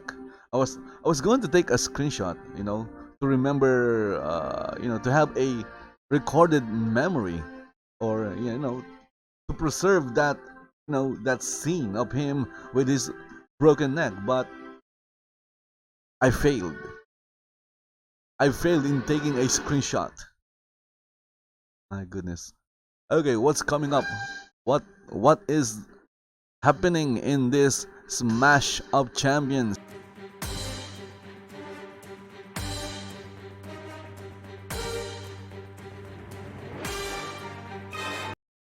Okay, so that last match, the Elimination Chamber-like match, that was a fun match. It wasn't that good, but it was fun. Lots of things happened. Unexpected things happened in the ring.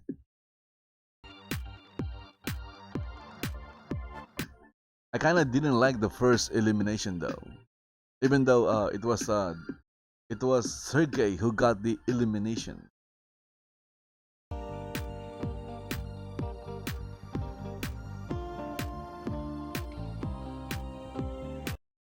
Okay, coming up, we have an entrance video. Artist to the Stars. Okay. Calico. I hope I'm saying her name correctly. Calico or Calico? Calico? Like Calico Vision. I think that is an old gaming console. Artist to the Stars. Calico. And the people are saying, welcome back, Calico. I guess she went somewhere and now she's back.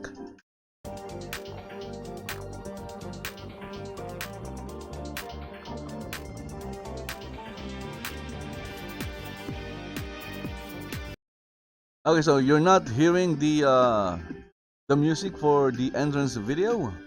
In fact, I'm not even sure if I'm allowed to show the video. This entrance video of Calico could be copyrighted, and YouTube's content ID system might detect it and give me a copyright claim. I would take a copyright claim. It would be bad if I get a copyright strike. Strike, bad claim, just fine with it. Since my videos are not monetized. I can't monetize them anyway. I have like very few subscribers and very few views, so no chance in hell in monetizing any of these videos. So getting a claim is fine. Getting a strike, not so much. In fact, it's very, very bad. Okay, we have Faylen, the Fallen Knight. So if I'm going to read that literally, it's Faylen. But if I'm going to guess how it says or how it's pronounced or said, it could be Faylen or just Fallen. Maybe it's pronounced as Fallen, like Fallen Knight, with a silent Y. Fallen. But I'm going to go with Faylen. Okay, so let's go back in the ring for this match between Calico and Faylen, the Fallen Knight.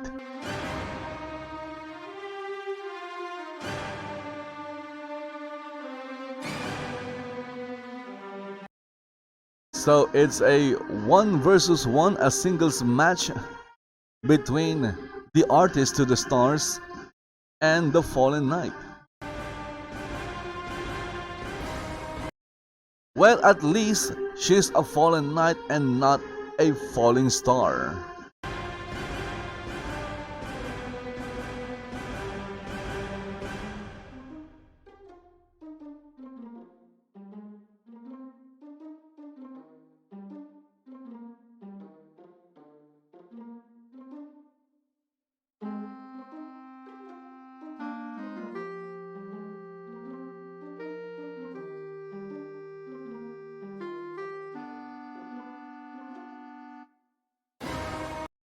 And Calico is all covered in paint.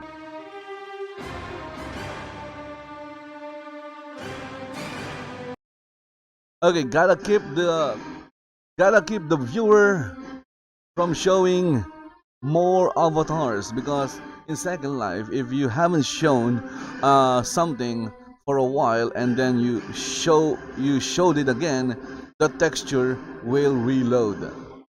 I don't know how to fix that.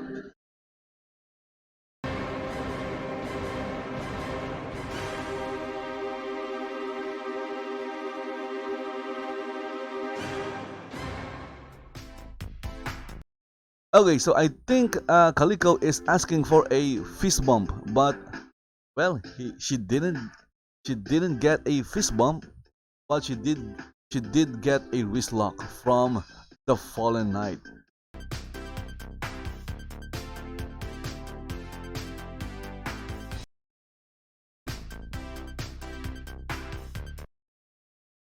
Okay, so what happened there? I just saw Calico went out of the ring, and then she immediately went inside the ring.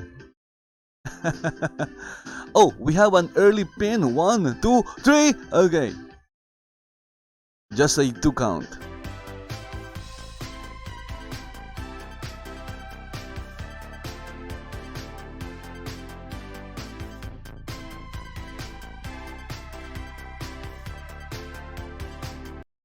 I'm going to try and follow the Fallen Knight this time. So there was a buck.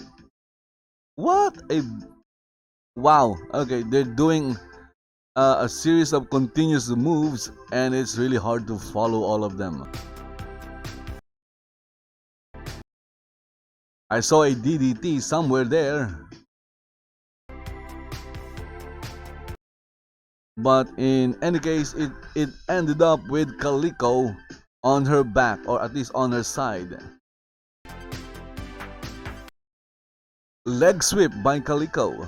That is an illegal move because you could injure your opponent's ankle. At least in martial arts, I think.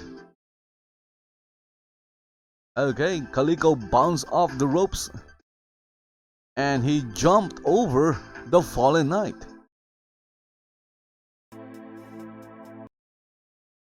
And then he went over the Fallen Knight again with a back roll.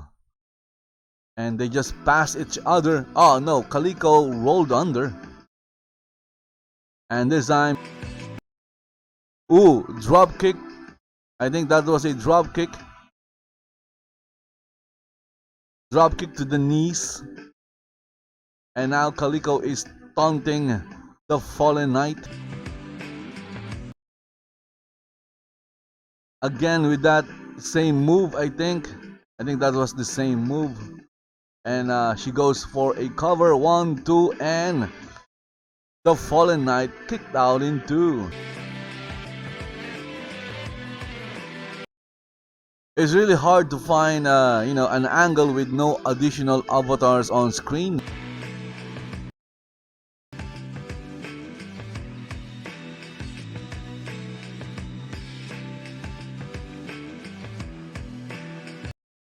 Calico setting up the Fallen Knight, and Calico missed.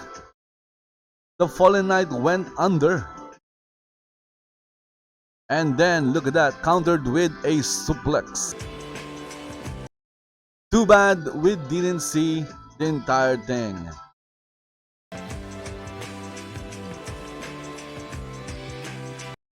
It would be awesome if there is a way to like set up multiple views in one viewer.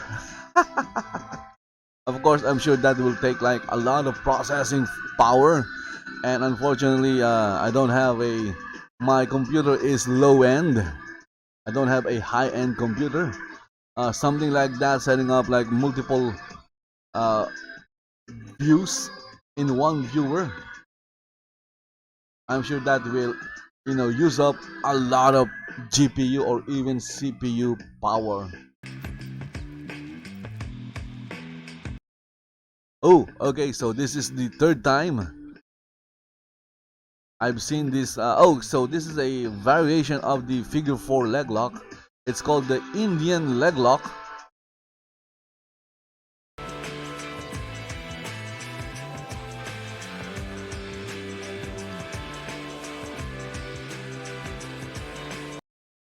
Uh, Calico is trying to get to the ropes. Yes, she's trying to get to under the ropes, or at least touch the ropes, at least one of the ropes.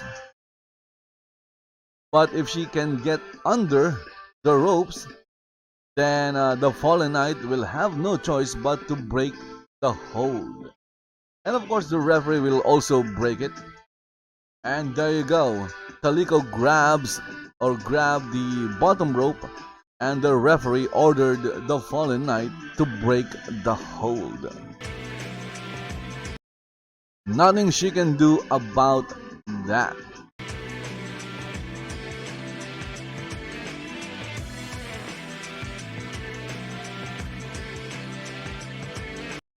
Here comes the Fallen Knight. Oh, okay, he got tossed, or she got tossed outside the ring by Calico.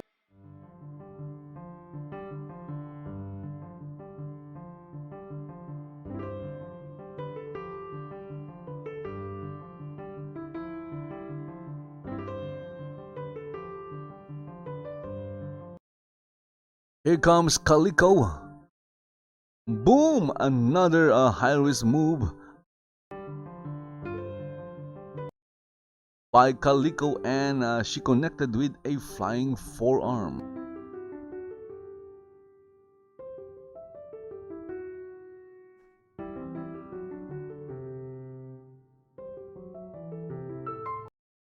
Now both ladies are outside the ring. They need to get back in the ring if they want to continue the match, because right now the referee is counting, and she counted 1. And the ever mighty and powerful eye rake, Irish whip to the corner, and Calico hit the steel steps or steel stairs. And wow, okay, so Calico just got suplex, and she hit her entire back on that steel steps. Okay, count is 4. The Fallen Knight needs to get back in the ring. Then she needs to go out the ring again. Oh, look at that! She did exactly that. And then, of course, the only reason why she went back in the ring is to break the count. Now she can deal more damage to Calico. Maybe she can. Ooh, okay. A series of moves there got countered by Calico.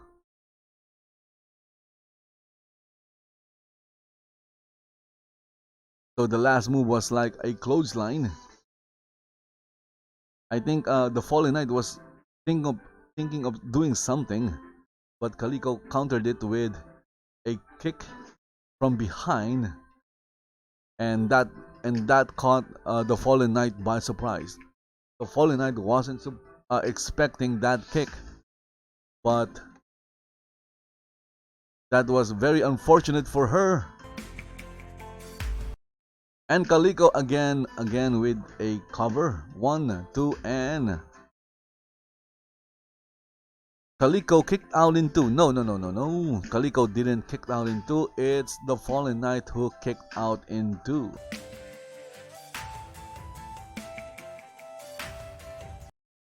Okay, so the match continues with Calico and the Fallen Knight. Right now, the Fallen Knight is on her side, and Calico is taking a break. It says there that the Fallen Knight is wobbling, and Calico climbed the turnbuckle. Look at that! I can predict the future. I am a sage, not a sage, but a prophet. Here comes Calico with another flying forearm. Or was that a flying Irish whip? I don't know. He jumped from the top turnbuckle corner, top corner turnbuckle, and then suddenly the Fallen Knight went rushing to that other corner, and we have a cover here. or at least a pin attempt by the Fallen Knight.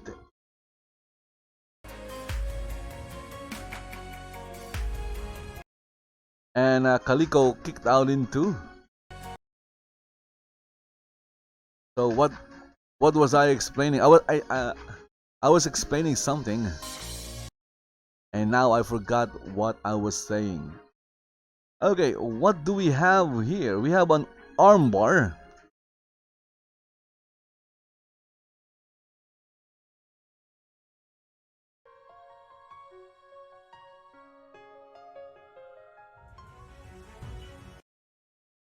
This is a submission hold, and I don't see Calico doing anything.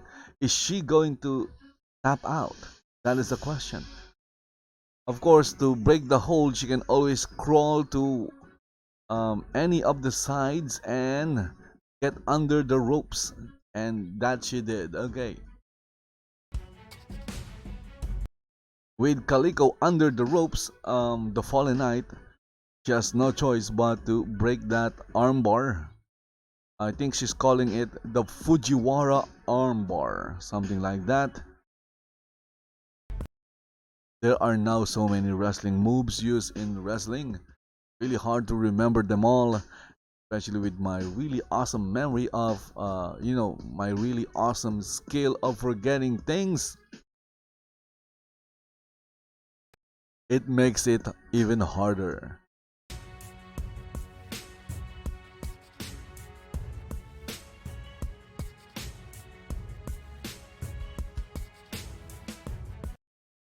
And now the ladies are taking a break, but not the Fallen Knight.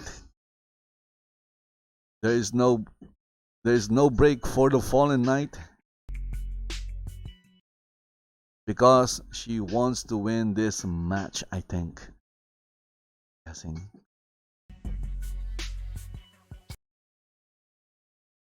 Ah, is that her finishing move? Okay, so that move is called Force Shatter. Oh, it's not enough to put down or, pin down Calico. Calico kicked out again. I'm sure the Fallen Knight has more finishing moves under her repertoire of awesome moves.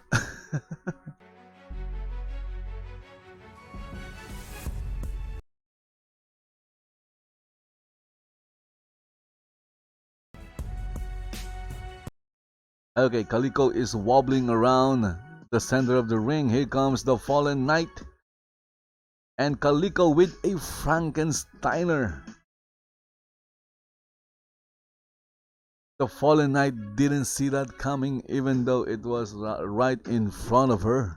Because Calico was wobbling around. Who would have thought that Calico was planning on doing that move right there when she's wobbling around? So the Fallen Knight didn't see that coming.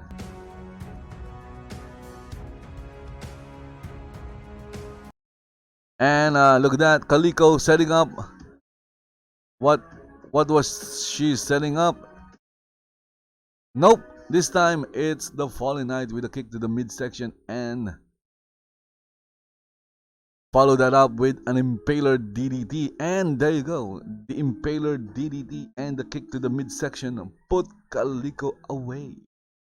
It only took a kick to the midsection. My goodness. Maybe the Fallen Knight should have done that earlier. Maybe she could have won earlier with that kick to the midsection. Of course, the one that finished Calico was the Impaler DDT. But I think with the way Calico was setting up the way she was set up in that right side of the ring, I think she was setting up the super kick. But something happened. She went rushing forward to the Fallen Knight, and there she got a kick to the midsection, and then it was followed by that DDT, Impaler DDT, and that ended the match for Calico, winner of the match is the Fallen Knight. I guess the Fallen Knight didn't fail this time. Maybe she should change her name from the Fallen Knight to the Recent Knight. Because she rose to the challenge, she won this match.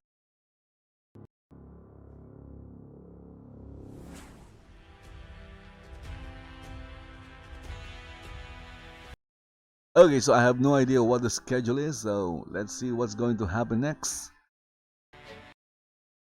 It's like, what, 2 hours already? Is it? Is it 2 hours already? My goodness.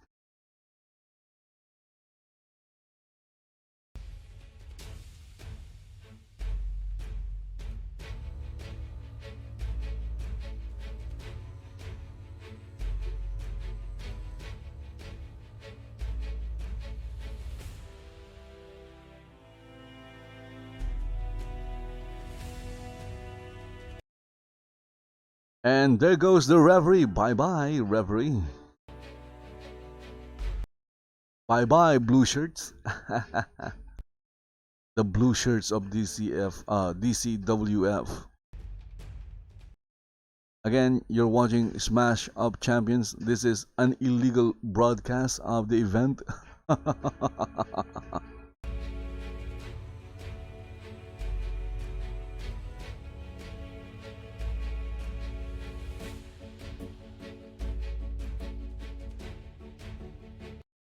We're waiting for the next match, if there is a next match.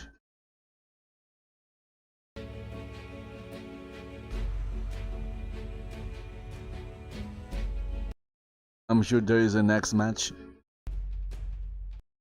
Because someone just came out. Ooh, it's another blue shirt.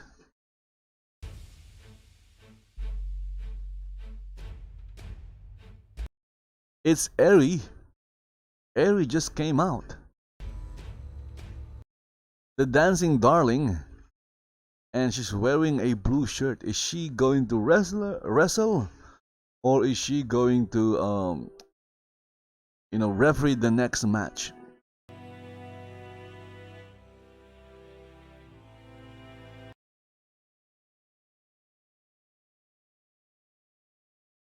Oh, so the first lady who came out wasn't Ery. Okay, I was wrong. Because she came out while the entrance video was playing. So I thought she was the. So I thought she was Ery, and she was wearing a blue shirt. So blue shirt, DCWF referee. Okay, so we just saw the dancing girl, dancing as she came down the ramp from the back. Next we have, it's Jessica Lionheart. The rip Jessica Lionheart. This is a really big wrestler, female wrestler.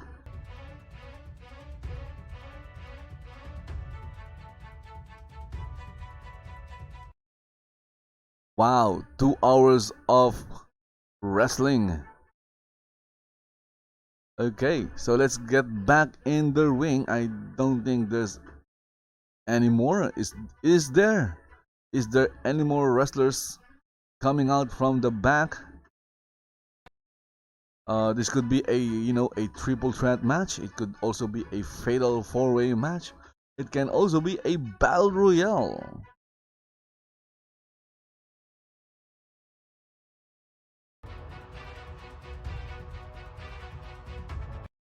Okay, so this just turned into a triple threat match because Rosalind Duffield is entering the ring right now. And she has a really weird entrance video. The video has women fighting each other. They are not just fighting, they are like street fighting. They're literally fighting outside in the streets. So you're watching women street fighting. Okay, so that just turned into a triple threat match, or maybe it's a fatal four-way.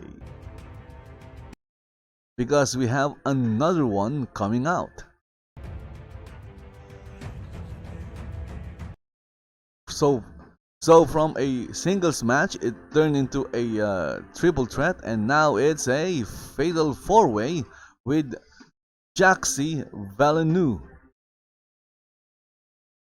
Okay, so again, I'm just guessing the pronunciation of her last name, Velineaux, Jaxi. I'm just going to call her Jaxi or Jassy. Jaxi V, or maybe just J. J is safer. It's the safest. But then again, there's also J in the crowd right now. J Alexander Frost. Oh wait, maybe it's a tag team. Oop. Okay, another one is coming out. Is this a battle royale? So this just turned from a fatal four-way into a battle royale. And it's the first lady of hardcore, Hamada.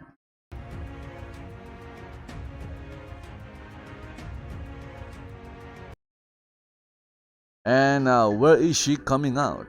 I didn't see her come out from that back, from those walls. Oh wait.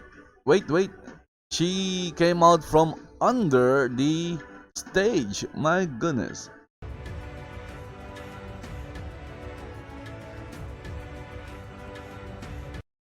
So right now we have like 5 female wrestlers in the ring right now. 5 female wrestlers came out. Is there more? Let's see. My goodness, 5. Again, it's going to be very freaking laggy. Okay, so someone is coming out, but it's not a female wrestler. It's this guy, Charlie Warblood Duffield. The question is he part of the match? Or maybe there is no match. Maybe they're just going to, do some kind of special thing in the ring. Let's go and get back in the ring.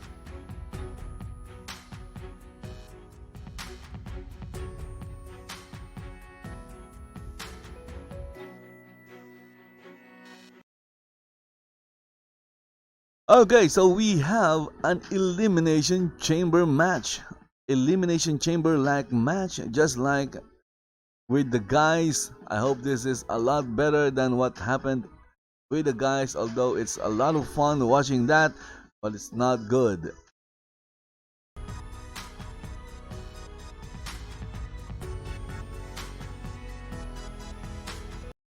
Okay, so there are only 5 ladies in the cage right now. So where is, or who is the last one?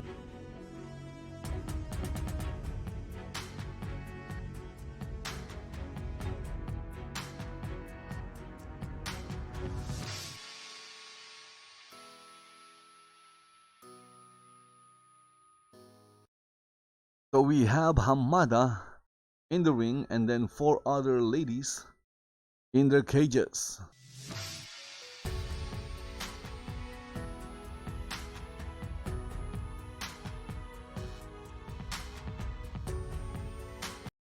Okay, so the 6th and final wrestler is Chiyoko.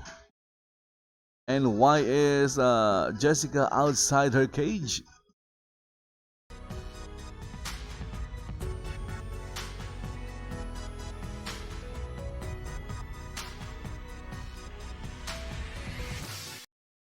Okay, so starting this Elimination Chamber like match is Hamada and Jessica Lionheart.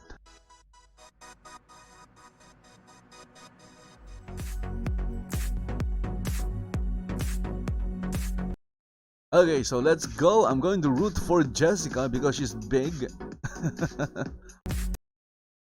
She is really big. Look at her. She is a mountain of a lady. So we have a lock up, Jessica with a headlock, side headlock on Hamada. But it got reversed by Hamada into a hammerlock, Irish whip by Hamada, and Jessica bouncing off the ropes with a shoulder block, and Hamada went flying. No, she didn't. She just went down. And now Jessica with a headlock takedown on Hamada. Doing a play-by-play as if I can. Unfortunately, I can't do that play-by-play because I'm not familiar with a lot of moves. Even though I've seen them a lot, I just heard the names of the moves since I've been watching professional wrestling since the 80s, back in the old WWF days, when I was still watching WWF, which is WWE now. And look at that, Hamada riding the big Jessica Lionheart. She's really big though. She's big. How do you describe Jessica? Well, with one word, big.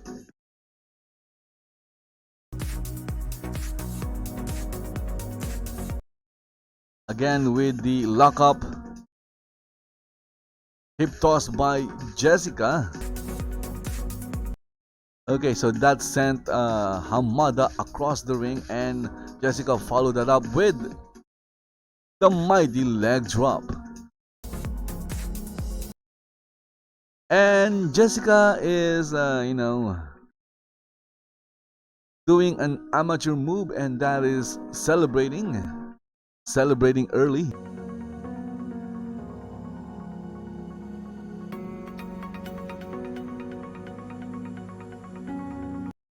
Jessica with a, what's that?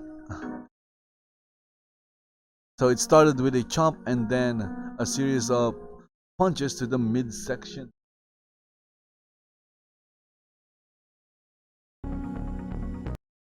And another chop by Jessica on Hamada. Okay, so Jessica is keeping it basic. She's keeping it simple because you don't need to do a lot of those high risk moves, because there's a reason why they're called high risk. But if you miss, you die. Jessica, just keep doing what you're doing. It's working right now. Just don't let up. Keep hitting Hamada with those chops and punches. Okay, here comes another big lady.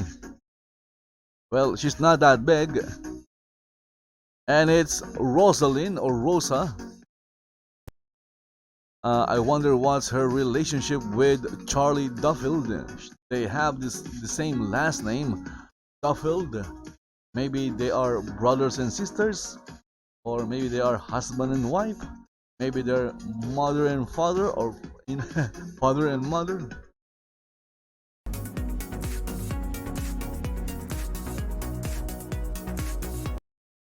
Come on, Jessica. Eliminate Rosalind and eliminate Hamada and win this match and become the new champion.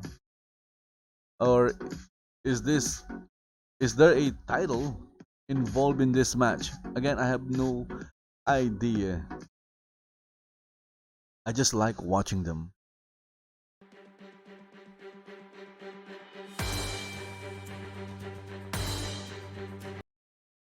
Right now we have four ladies in the ring, including the referee. And they are just standing around looking pretty. Maybe they forgot they're in a wrestling match. Oh, there you go. Ha! A discus punch by Jessica, and that put down Hamada, and now turned towards Rosalind, who just walked past her. Maybe she saw Hamada is down and she's thinking that she can take advantage of it.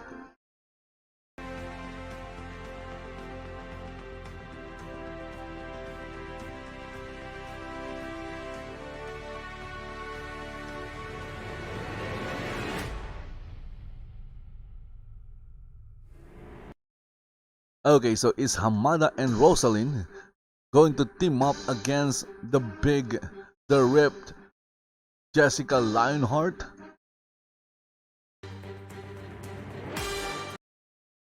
And here comes the two ladies from both sides. Ooh, chop block by Hamada, and what's Rosalind going to do? So Rosalind just walked over Jessica. Nice move. That is really nice. Walking over Jessica. So basically, they planned on double teaming on Jessica Lionheart, which is a good idea because Jessica is big. Okay, so now we have a lockup between Hamada and Jessica, but again, the animations or the animation for the two avatars is not sync. That's why it look weird. Whenever animations don't sync, they look weird. Super kick by Hamada. Boom! Right on Jessica's chin. Chinny chin chin. I don't think it hit Jessica's chin. Maybe it hit Jessica's chest area because that's how big Jessica is. And another chop block by Hamada, and that brought down Jessica Lionheart once again. Well, Rosalind is like doing a lot of things. She's doing a lot of breathing. You know, breathing helps. If you keep on breathing, you live longer. You stop breathing, you die.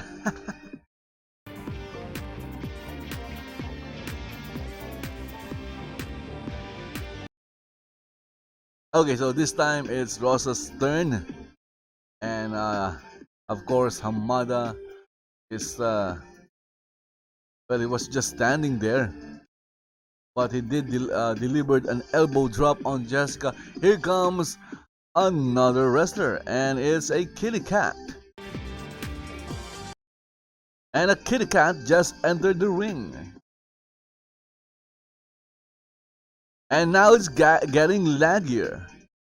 We have like, ooh, a kitty cat just flew by across the viewer. And it's Jaxi or Jaxi. I hope I'm saying your name correctly. If I'm not saying your name correctly, then I apologize. I'm really sorry. So Jessica Lionheart got saved by a kitty cat. Meow. There you go. Meow. Maybe she's not a kitty cat. She looks more like a leopard. But then again, it's still a kitty cat. It's a feline. But then again, why am I focusing on Jaxi being a kitty cat? That is just a costume. Again, Jaxi just saved Jessica. Good job, Jaxi or Jaxi. Okay, so now we see Jessica outside the ring, but still inside the cage, and she's resting. So my guess is Jessica is scheduled to win. Ooh, okay. And over here we have Jaxi and Rosalind.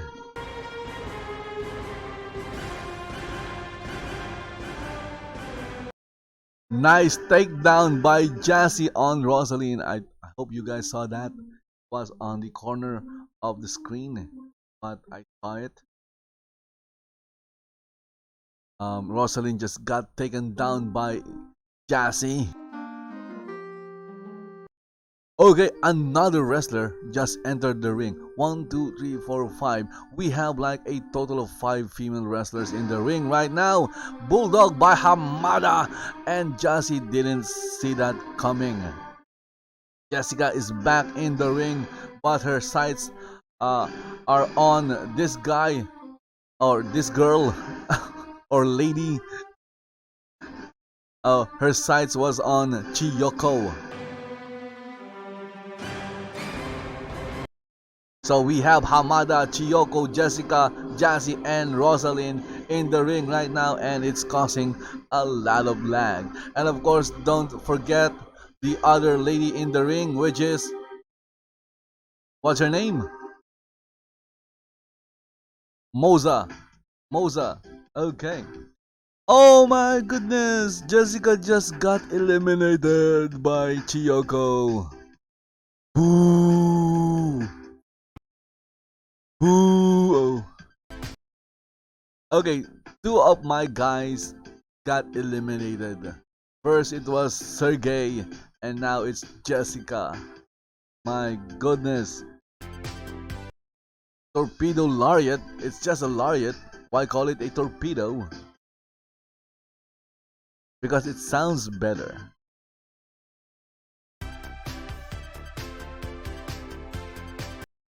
So down here we have Chiyoko and Hamada. They're doing whatever they're doing. They're exchanging blows.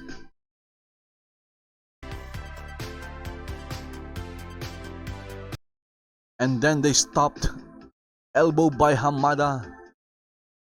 That sent Chiyoko to the ropes. And over there we have Jaxi and Rosalind. They're not teaming up anymore. They just eliminated Jessica. Boo!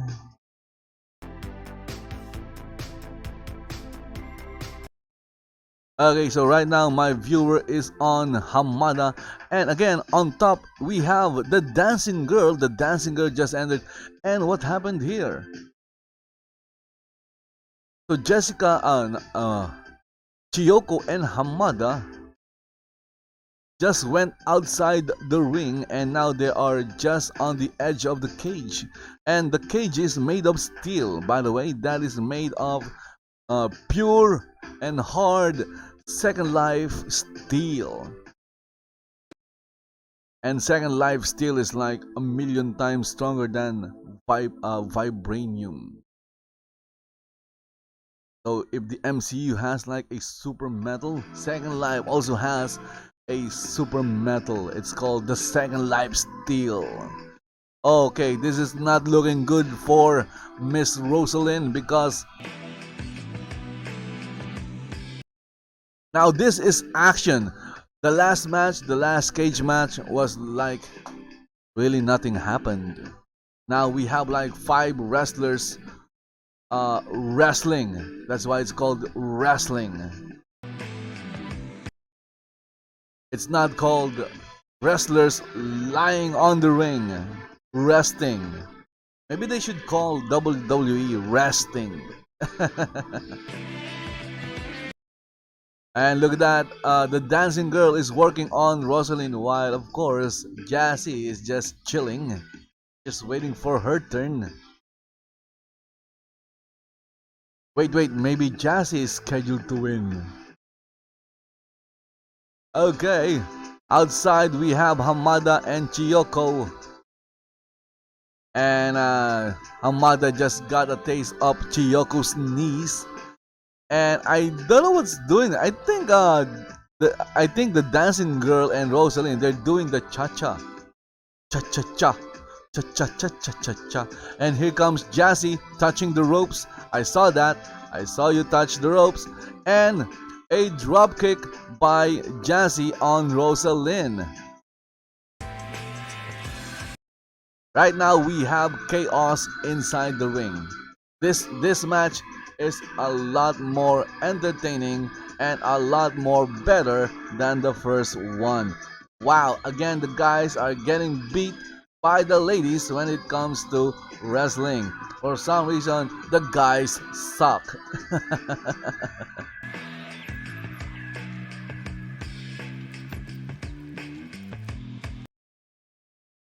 And there's a lot of things happening in the ring. We have the referee just looking good, strutting herself, walking around the ring.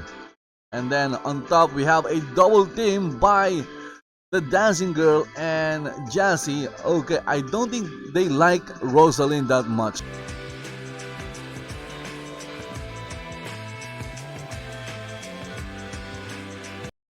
And there you go, we have a 3 count. The Dancing Girl and Jaxi just eliminated Rosalind.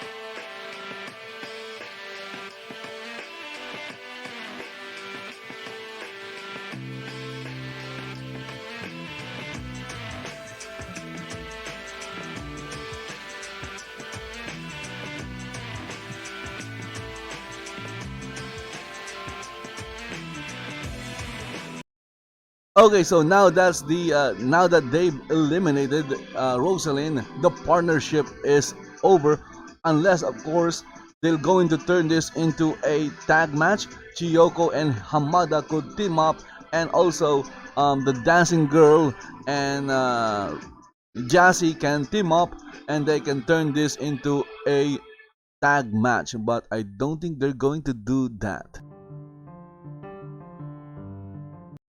Because right now the Dancing Girl Ery is working.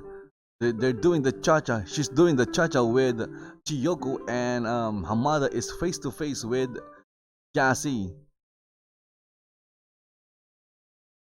Okay, so it's really hard to watch all the action, but again, it's a lot more fun than what the guys did in the last match, or the last Elimination Chamber like match.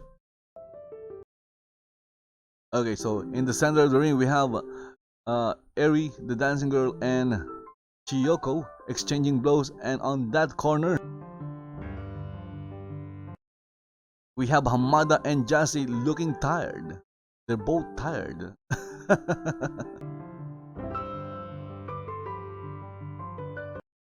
And while down here we have what is called a brawl.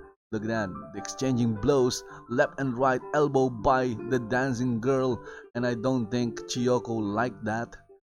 Don't elbow her face because she might need a plastic surgery after this match. And what just happened in that corner?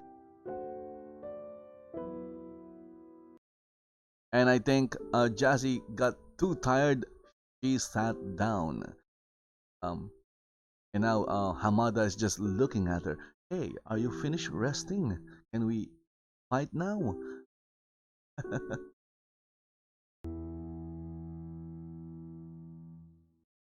Okay, so I think Hamada was just thinking of what she'll do next to Jaxi. Okay, superplex. This is going to be a superplex by Hamada on Jaxi on the, well, I wouldn't call that the, but it's the top turnbuckle. Iris move coming up in 5, 4, 3, 2, 5, 4. Okay, look at that, it got countered. Wow. Okay, so what happened there was Hamada waited too long, and if you wait too long, something bad will happen, and that something was she got shoved.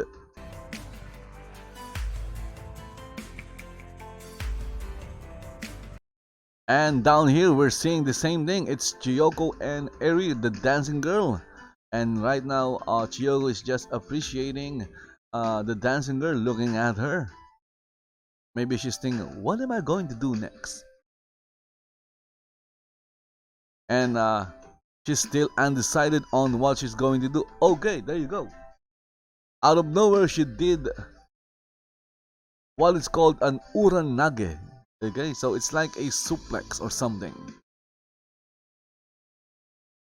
And right now, and that sent the Dancing Girl over, or it flipped the Dancing Girl over and down on the ring. Okay, Irish whip. Oh my goodness. Okay, okay, there is too much bouncing happening with Chiyoko right now. I don't think that is natural. Too much bouncing. I don't see any bounce happening with the dancing girl, which is great because too much bouncing is too distracting. Again, both corners really hard to follow which one to look at, and the dancing girl is up on the top turnbuckle once more, and over there we have Hamada and Jaxi in a lockup, and again Chiyoko doesn't know what to do next. She's thinking maybe she's going through the commands, or she's going through her move list.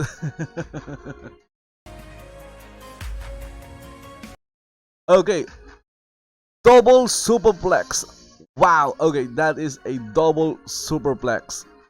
One from Chiyoko and the other one from Hamada. Okay, so this is like a tag team match right now.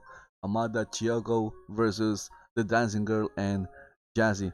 Okay, I keep forgetting the dancing girl's name is Ery. So Ery and Jaxi. We have a double pin. 1, 2, and 3. Okay. Who got eliminated? Who got eliminated? I saw Jaxi. She kicked out. Okay. Both Jaxi and Ery got eliminated. Wow. Okay, that was somewhat hard to follow because before the count of 3, I saw Jaxi kicked out. So it seems that it was just the lag, causing the kick out. But according to the referee, it's of course the referee is the god inside the ring. Whatever the referee says, that's it. Okay, so if the referee said that Ery and Jaxi are eliminated, or they were eliminated, then that means both of them were eliminated indeed, and that is the final word. Okay, that was something. We saw a double superplex and then a double pinfall. So my guess this is the main event. Okay, this is because I don't think they can do anything that will top this. Unless, of course, they'll do that tower of tables that failed to happen in RWA in Stardom. Maybe that will top this. I'm still not sure if the tower of tables will top this match right here, because again the wrestlers, or the avatars, the female wrestlers involved in this match, did really well.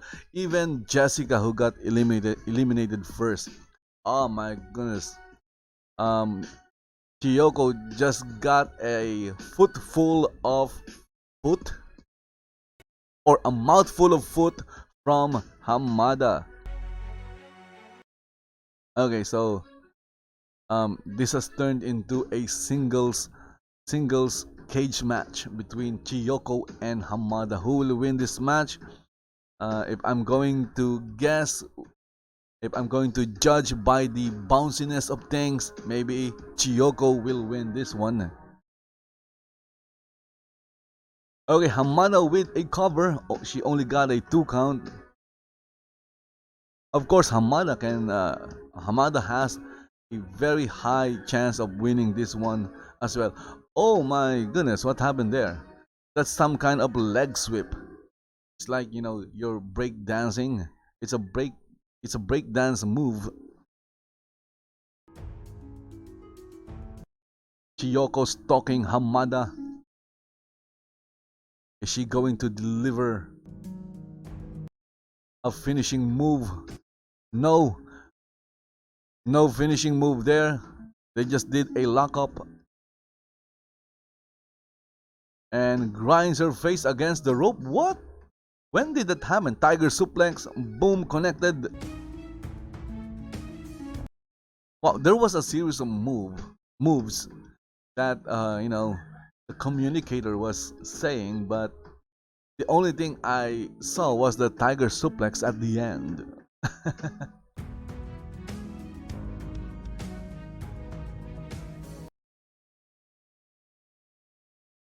And another tiger suplex from behind by Chiyoko, and look at that.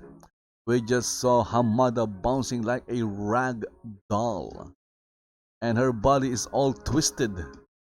And she's on her side, favoring her back. With Chiyoko looking down on her. She's thinking of her next move. And look at that. Her finisher, the Michinoko driver. And here comes the count. 1, 2, and Hamada kicked out in 2. So Hamada is channeling some John Cena right there.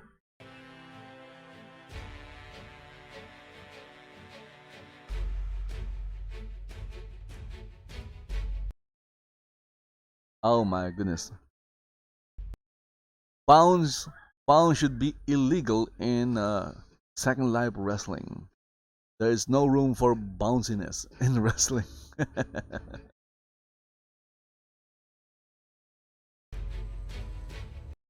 What happened right there? I think Hamada, was it Hamada or was it Chiyoko? I'm so confused right now. Because in that last sequence, it looks like Hamada did a suplex. Or maybe they're, oh, okay, so they are redoing the entire thing, I think. So Chiyoko went for a suplex, it got countered. And it got countered into a cover. And the count was 2. Neck breaker out of nowhere. That was, yeah, that was out of nowhere. They were just, the referee was just counting 1, 2, 3, and then out of nowhere came a neck breaker. Where did the 3 count came from? Oh my goodness, that's why I don't like lag. There was like some kind of delay, and it seems that the winner is Hamada. So the bounciness didn't help Chiyoko. Anyway, regardless of what happened or who won, this was an amazing match between 6 female wrestlers. Again, they beat the guys here. Again, good job to all the wrestlers. The guys did it was a fun, entertaining match. It was fun, but it wasn't good. This one is like 100 times better than the men's elimination chamber like match. And I guess this is the main event, right? This is the main event of the show of Smash of Champions.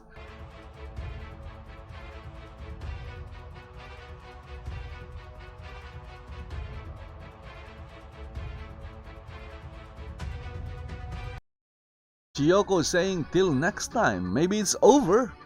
Is the show over? That is the question. Can Hamada winning this match?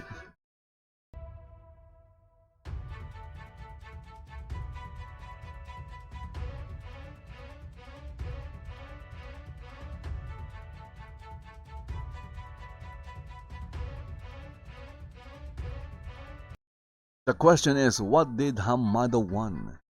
Maybe she won the chance to face the champion? Or maybe she is the champion? Or she just became the champion? I don't know. That is the answer to all those questions. And there goes the cage. Bye bye, cage. That was a good match. Okay, so the cage performed really well in this match. Congratulations to the cage. The cage should get like $1 million Linden because the cage did an amazing match. Although he did nothing, the cage just stood there doing nothing, but still he did a really amazing good job by just standing over the ring. Well, he basically covered the ring, so it was a cage. It was also a weird looking cage.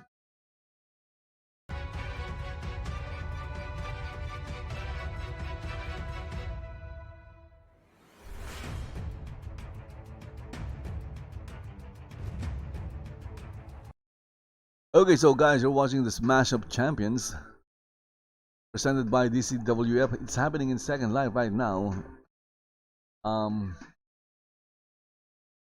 Sadly, the DCWF they do have a group in Second Life, but they don't send out notices unless you know the schedule. I don't know where they send out notices. Maybe in their Facebook page or something, but they don't send out notices in their groups because I haven't received any notice. The only reason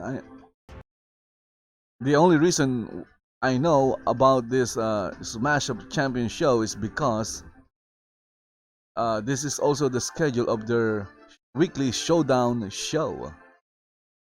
So I basically came here for DCWF showdown, and what I got to is DCWF Smash Up Champions. Really good show right now. Really good show. It's my only commentary is like it's almost 3 hours long.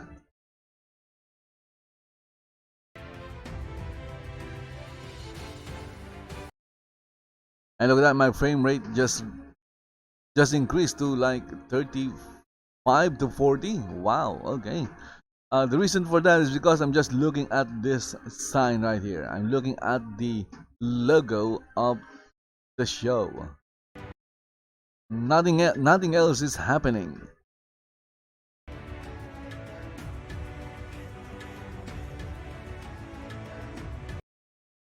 And this is the entire stage right here.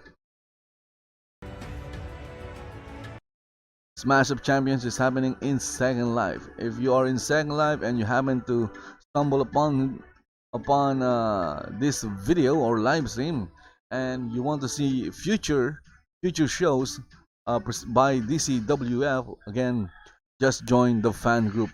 Okay, looking at the video right now, we have an entrance video for someone called Inmate. Okay, so Inmate, so obviously that is Inmate.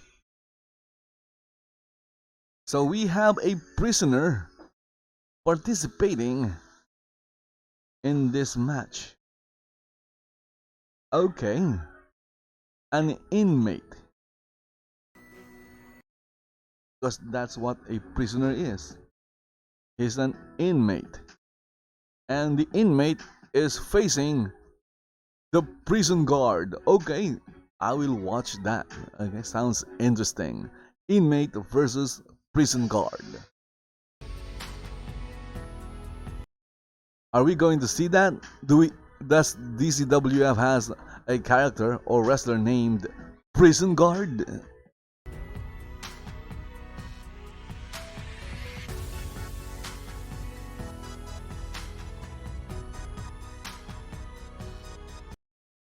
The entrance video is lagging right now.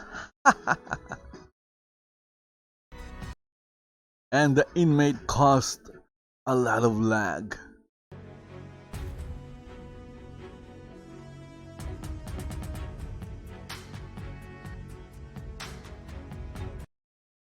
Okay, so next time what I'm going to do is come early, maybe 30 minutes before the show starts, and I'm going to de-render everyone in the arena, because again, the lesser the avatar is in the arena, the less laggier the viewer is, because the viewer is trying to load everything. It's loading animation, it's loading sounds, it's loading textures, it's loading objects, it's loading meshes, it's loading everything. And the more it loads, the laggier it gets. And everything in Second Life is dynamic, unless of course, because everything gets read from the server. and someone just entered, and I don't think his name is Prison Guard. Let's take a look. Ooh, it's Voodoo Cooperstone. My goodness. I guess you can say he is another veteran wrestler. It's Voodoo the Bear Cooperstone. Clothesline from hell. Ah, the match has already started. Let's get back in the ring.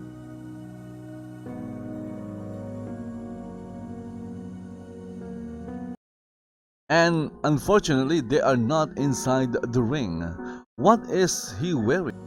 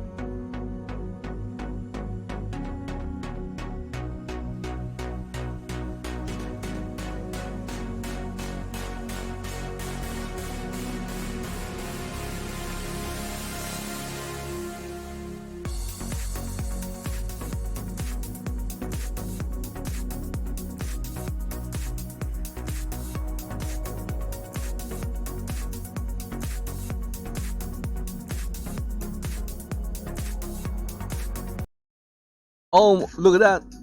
The inmate is still wearing his handcuffs and his I guess you can call them his leg cuffs, handcuffs and leg cuffs. And look at Voodoo. My goodness. First time saying Voodoo in years, I guess. When was the last time I saw Voodoo? I forgot already.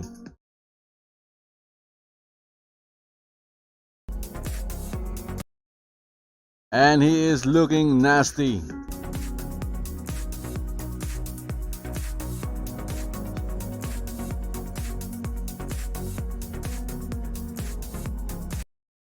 The good news is he doesn't have stiff hands. Unlike Damien Krux, he has like stiff hands.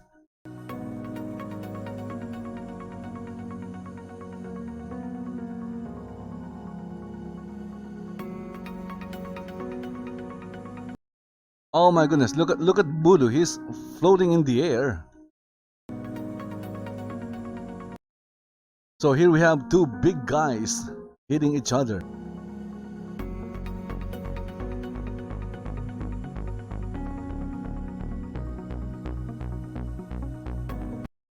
Now these are like professional wrestling bodies, look at that. Big, buff, and ripped.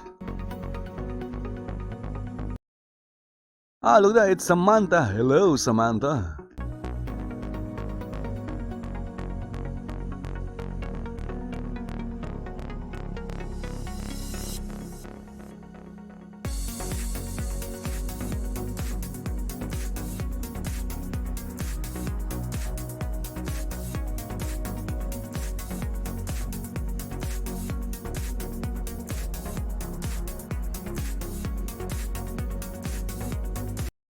It's Ophelia Doll, okay.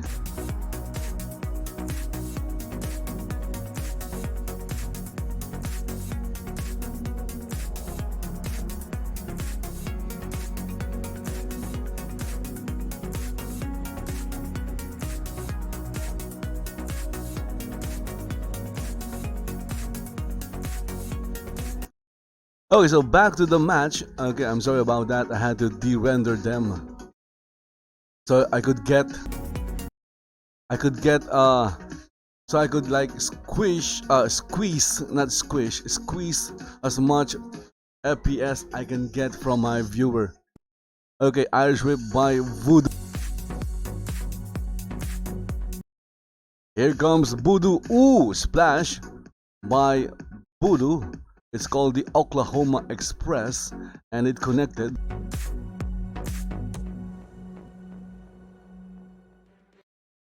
And someone outside is running with her dog.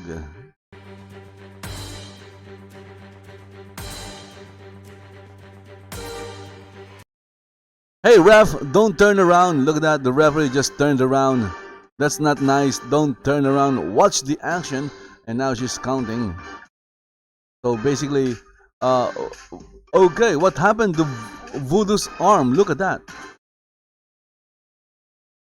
So Voodoo's arm got all twisted. Maybe it's because you know, he has a very large arm.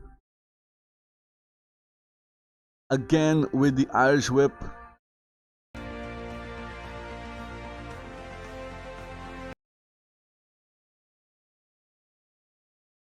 And I think you call that a back body drop, I think.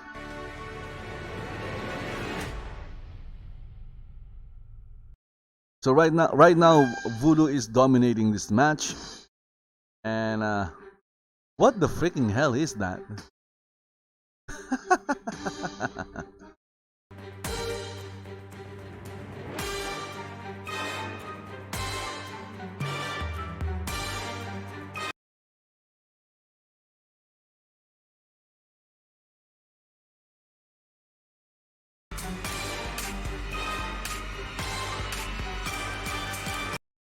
So Voodoo is walking like a stiff what do you call it, stiff statue, because his arms doesn't sway when he's walking. He looks really stiff though. So I called Damien stiff hands earlier. I think I'm going to call Voodoo stiff arms, because his arms look really stiff. Look at that, it's not moving. And now he's choking the inmate. And while he was choking the inmate, he was also spinning around him or walking around him. My goodness, look at those large arms by Voodoo. Here comes a gray person. A gray person just came down the ring. And when I say gray person, because her texture, I know it's a she because of the avatar shape. Okay? There's a big difference between a male and a female shape. So that was like a female avatar. And her textures were all gray. And this time, Voodoo is choking himself. Oh my god, you just saw Voodoo choke himself. Because I didn't see any of that jawbreaker thing.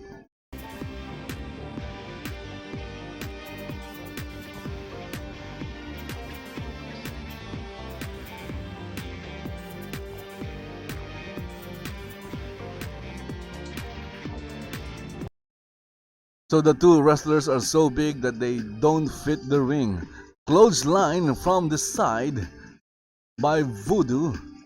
I don't know how that connected, because you clearly saw that the inmate was like behind Voodoo when Voodoo did that clothesline. But in a way, it's still connected. Suplex. Look at this massive suplex. Okay, by Voodoo.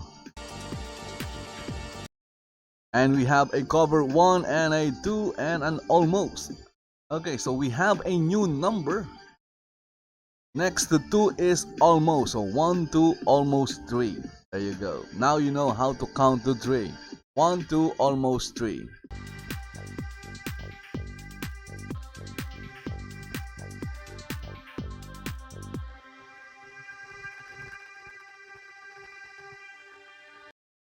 And Voodoo shouting, "No!" Because he thought he won the match already. Okay, what happened there? There is something. Ooh, look at that. The inmate just did a series of moves. But of course, Voodoo was just standing there.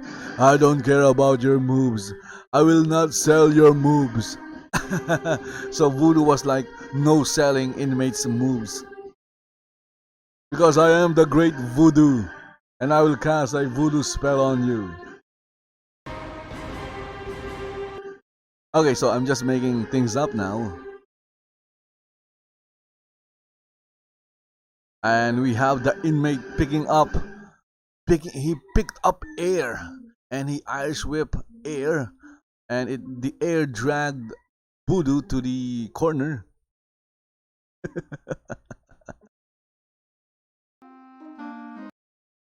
This is so much fun. And something happened, and this time we have inmate. The inmate is, where is the inmate? I think he's still inside the ring. Okay, so now we have a lockup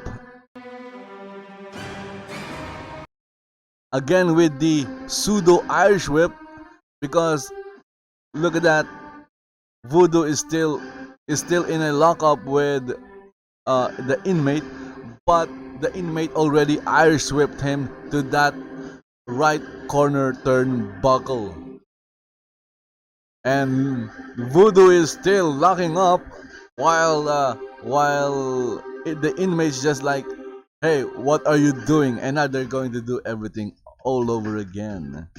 There you go, there's the Irish whip. We saw the animation and it played this time. So the second time was the charm. Here comes the inmate charging with a splash.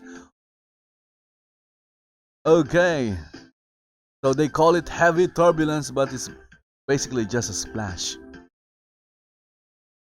And Voodoo took the splash head on, and now he's down. So kids, don't take a splash. It's not you won't like it. Again, another Irish whip by the inmate, and Voodoo was just walking it off. No selling, dude. I'm not going to sell any of your moves. I'm just going to walk off your Irish whip. What's wrong with your Irish whip? It looks weak. Back body drop by the inmate. At least this time we saw that. We saw the back body drop.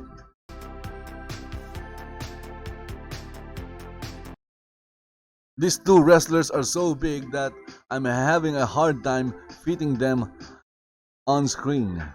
And of course, the mighty leg drop. That is the inmate's finishing move. He's going to do it again. Oh my goodness. Is he going to do it the third time? So, nope. He decided to just,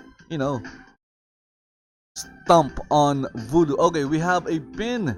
I don't see where the pin is. Again, the count is 1, 2, almost 3.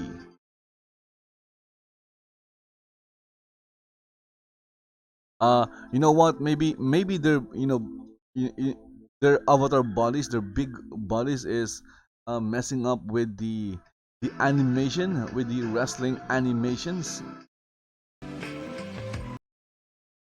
or maybe their bodies are like causing a lot of lag. They are having a hard time syncing with each other. Okay, hammerlock, wrist lock. After a lockup,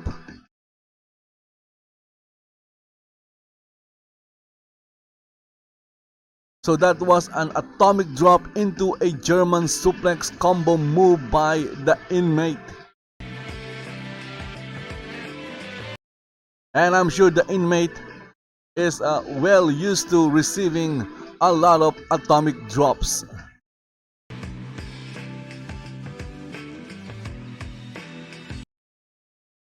And now the inmate is kneeling. Maybe he's praying, or maybe he's just waiting for Voodoo to get up. And why is he raising his right arm?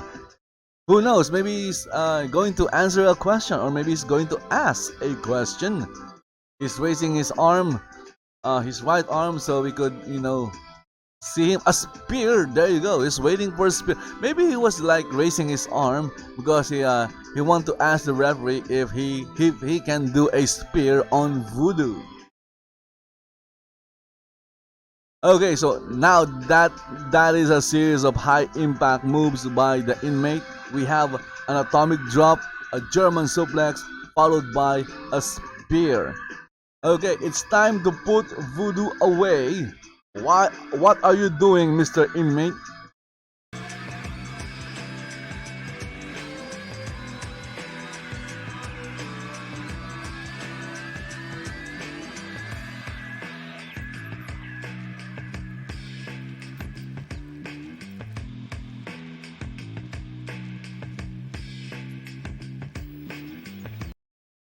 Okay, so now we have a pin. And there you go. It ended with that splash or elbow drop, whatever that. I was trying to take a screenshot. Wow, this is a, well, honestly, after the women's elimination chamber like match, I just couldn't get excited for this one. Honestly, that is just me. It was still a fun match with a lot of high impact moves, especially coming from the Inmate, and I'm glad the Inmate won because that was like 4 high impact moves from the Inmate. Okay. And they kind of ended this match early because maybe they realized that it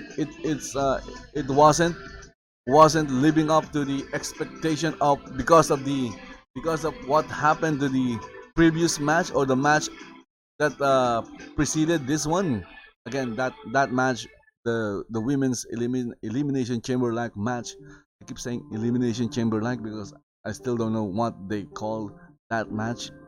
So since it's based or it's similar to the elimination chamber, so I'm just going to call it the elimination chamber like match.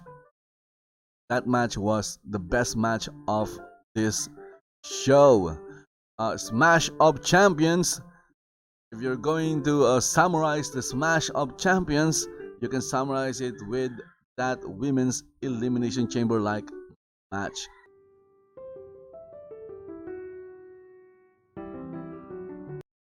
And there you go, the commentators just left the commentators table, and that means the show is over. Okay, so thanks to everyone who joined me and watched the live stream in YouTube. So judging from chat, we have Gina Bolin and Flash 007. Again, guys, only 2 viewers, but still, thank you for watching. So guys, that's it. Hope you guys enjoyed this live stream of what do you call this? What is this show again? Smash of Champions. I got too excited about that women's elimination chamber like match. I'm going to cut that match and upload a highlight of that match because again that was the best match of this show. So guys, thank you for watching. Don't forget to subscribe, like the video, share to your friends, and what else? If you have any comments, questions, or reactions, post it in the comment section. That's it. Thank you for watching. See you next time. Bye bye. Or see you in a couple of hours for if there is an RWA show. See you in a couple of hours. I still don't know if they're going to do a show or not. Thank you for watching. Bye bye.